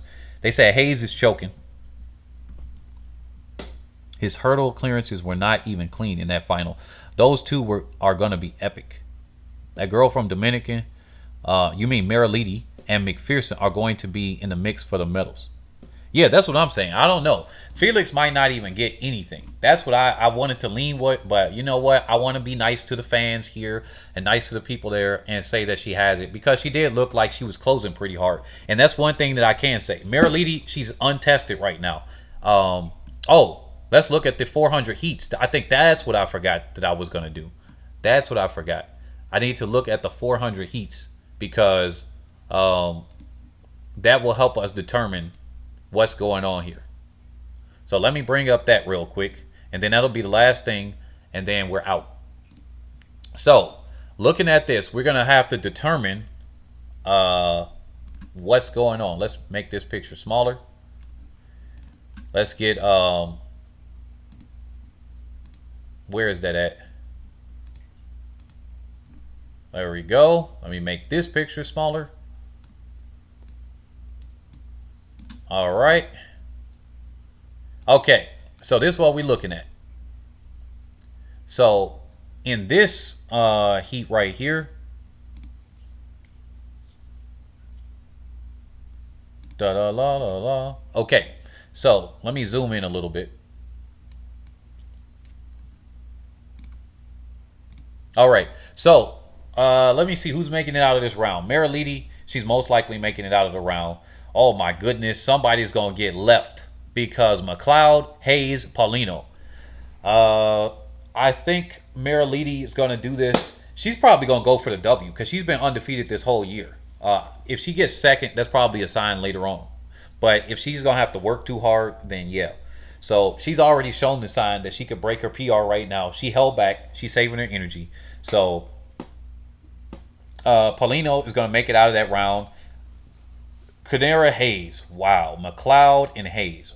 This is going to bode well for the Jamaican 4x4 if they can do that. But then y'all talk about the 4x1s and stuff. So I don't know who to call between McLeod and Hayes, in all honesty. I want to give the lean toward McLeod, but no clue. Here, we're going to talk about McGregor Shawnee Miller-Uibo. Let's see. Shawnee Miller-Uibo's got it. Who else is gonna make it out? Jonathan has made a final before, so I want to lean toward her. But Jody Williams, somebody said that she was surprised, so I'm gonna keep my eye on her. But this is gonna be another heartbreak one because then we got McGregor, Williams, Jonathas for all of them, and who knows? Claver from Netherlands might actually just come out of here.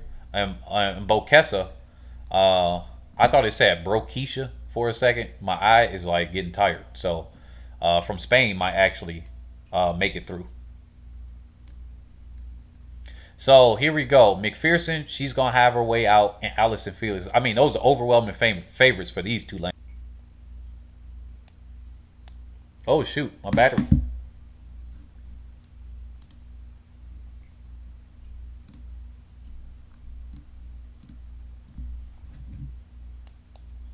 Oh wow, they switched my internet over. Interesting.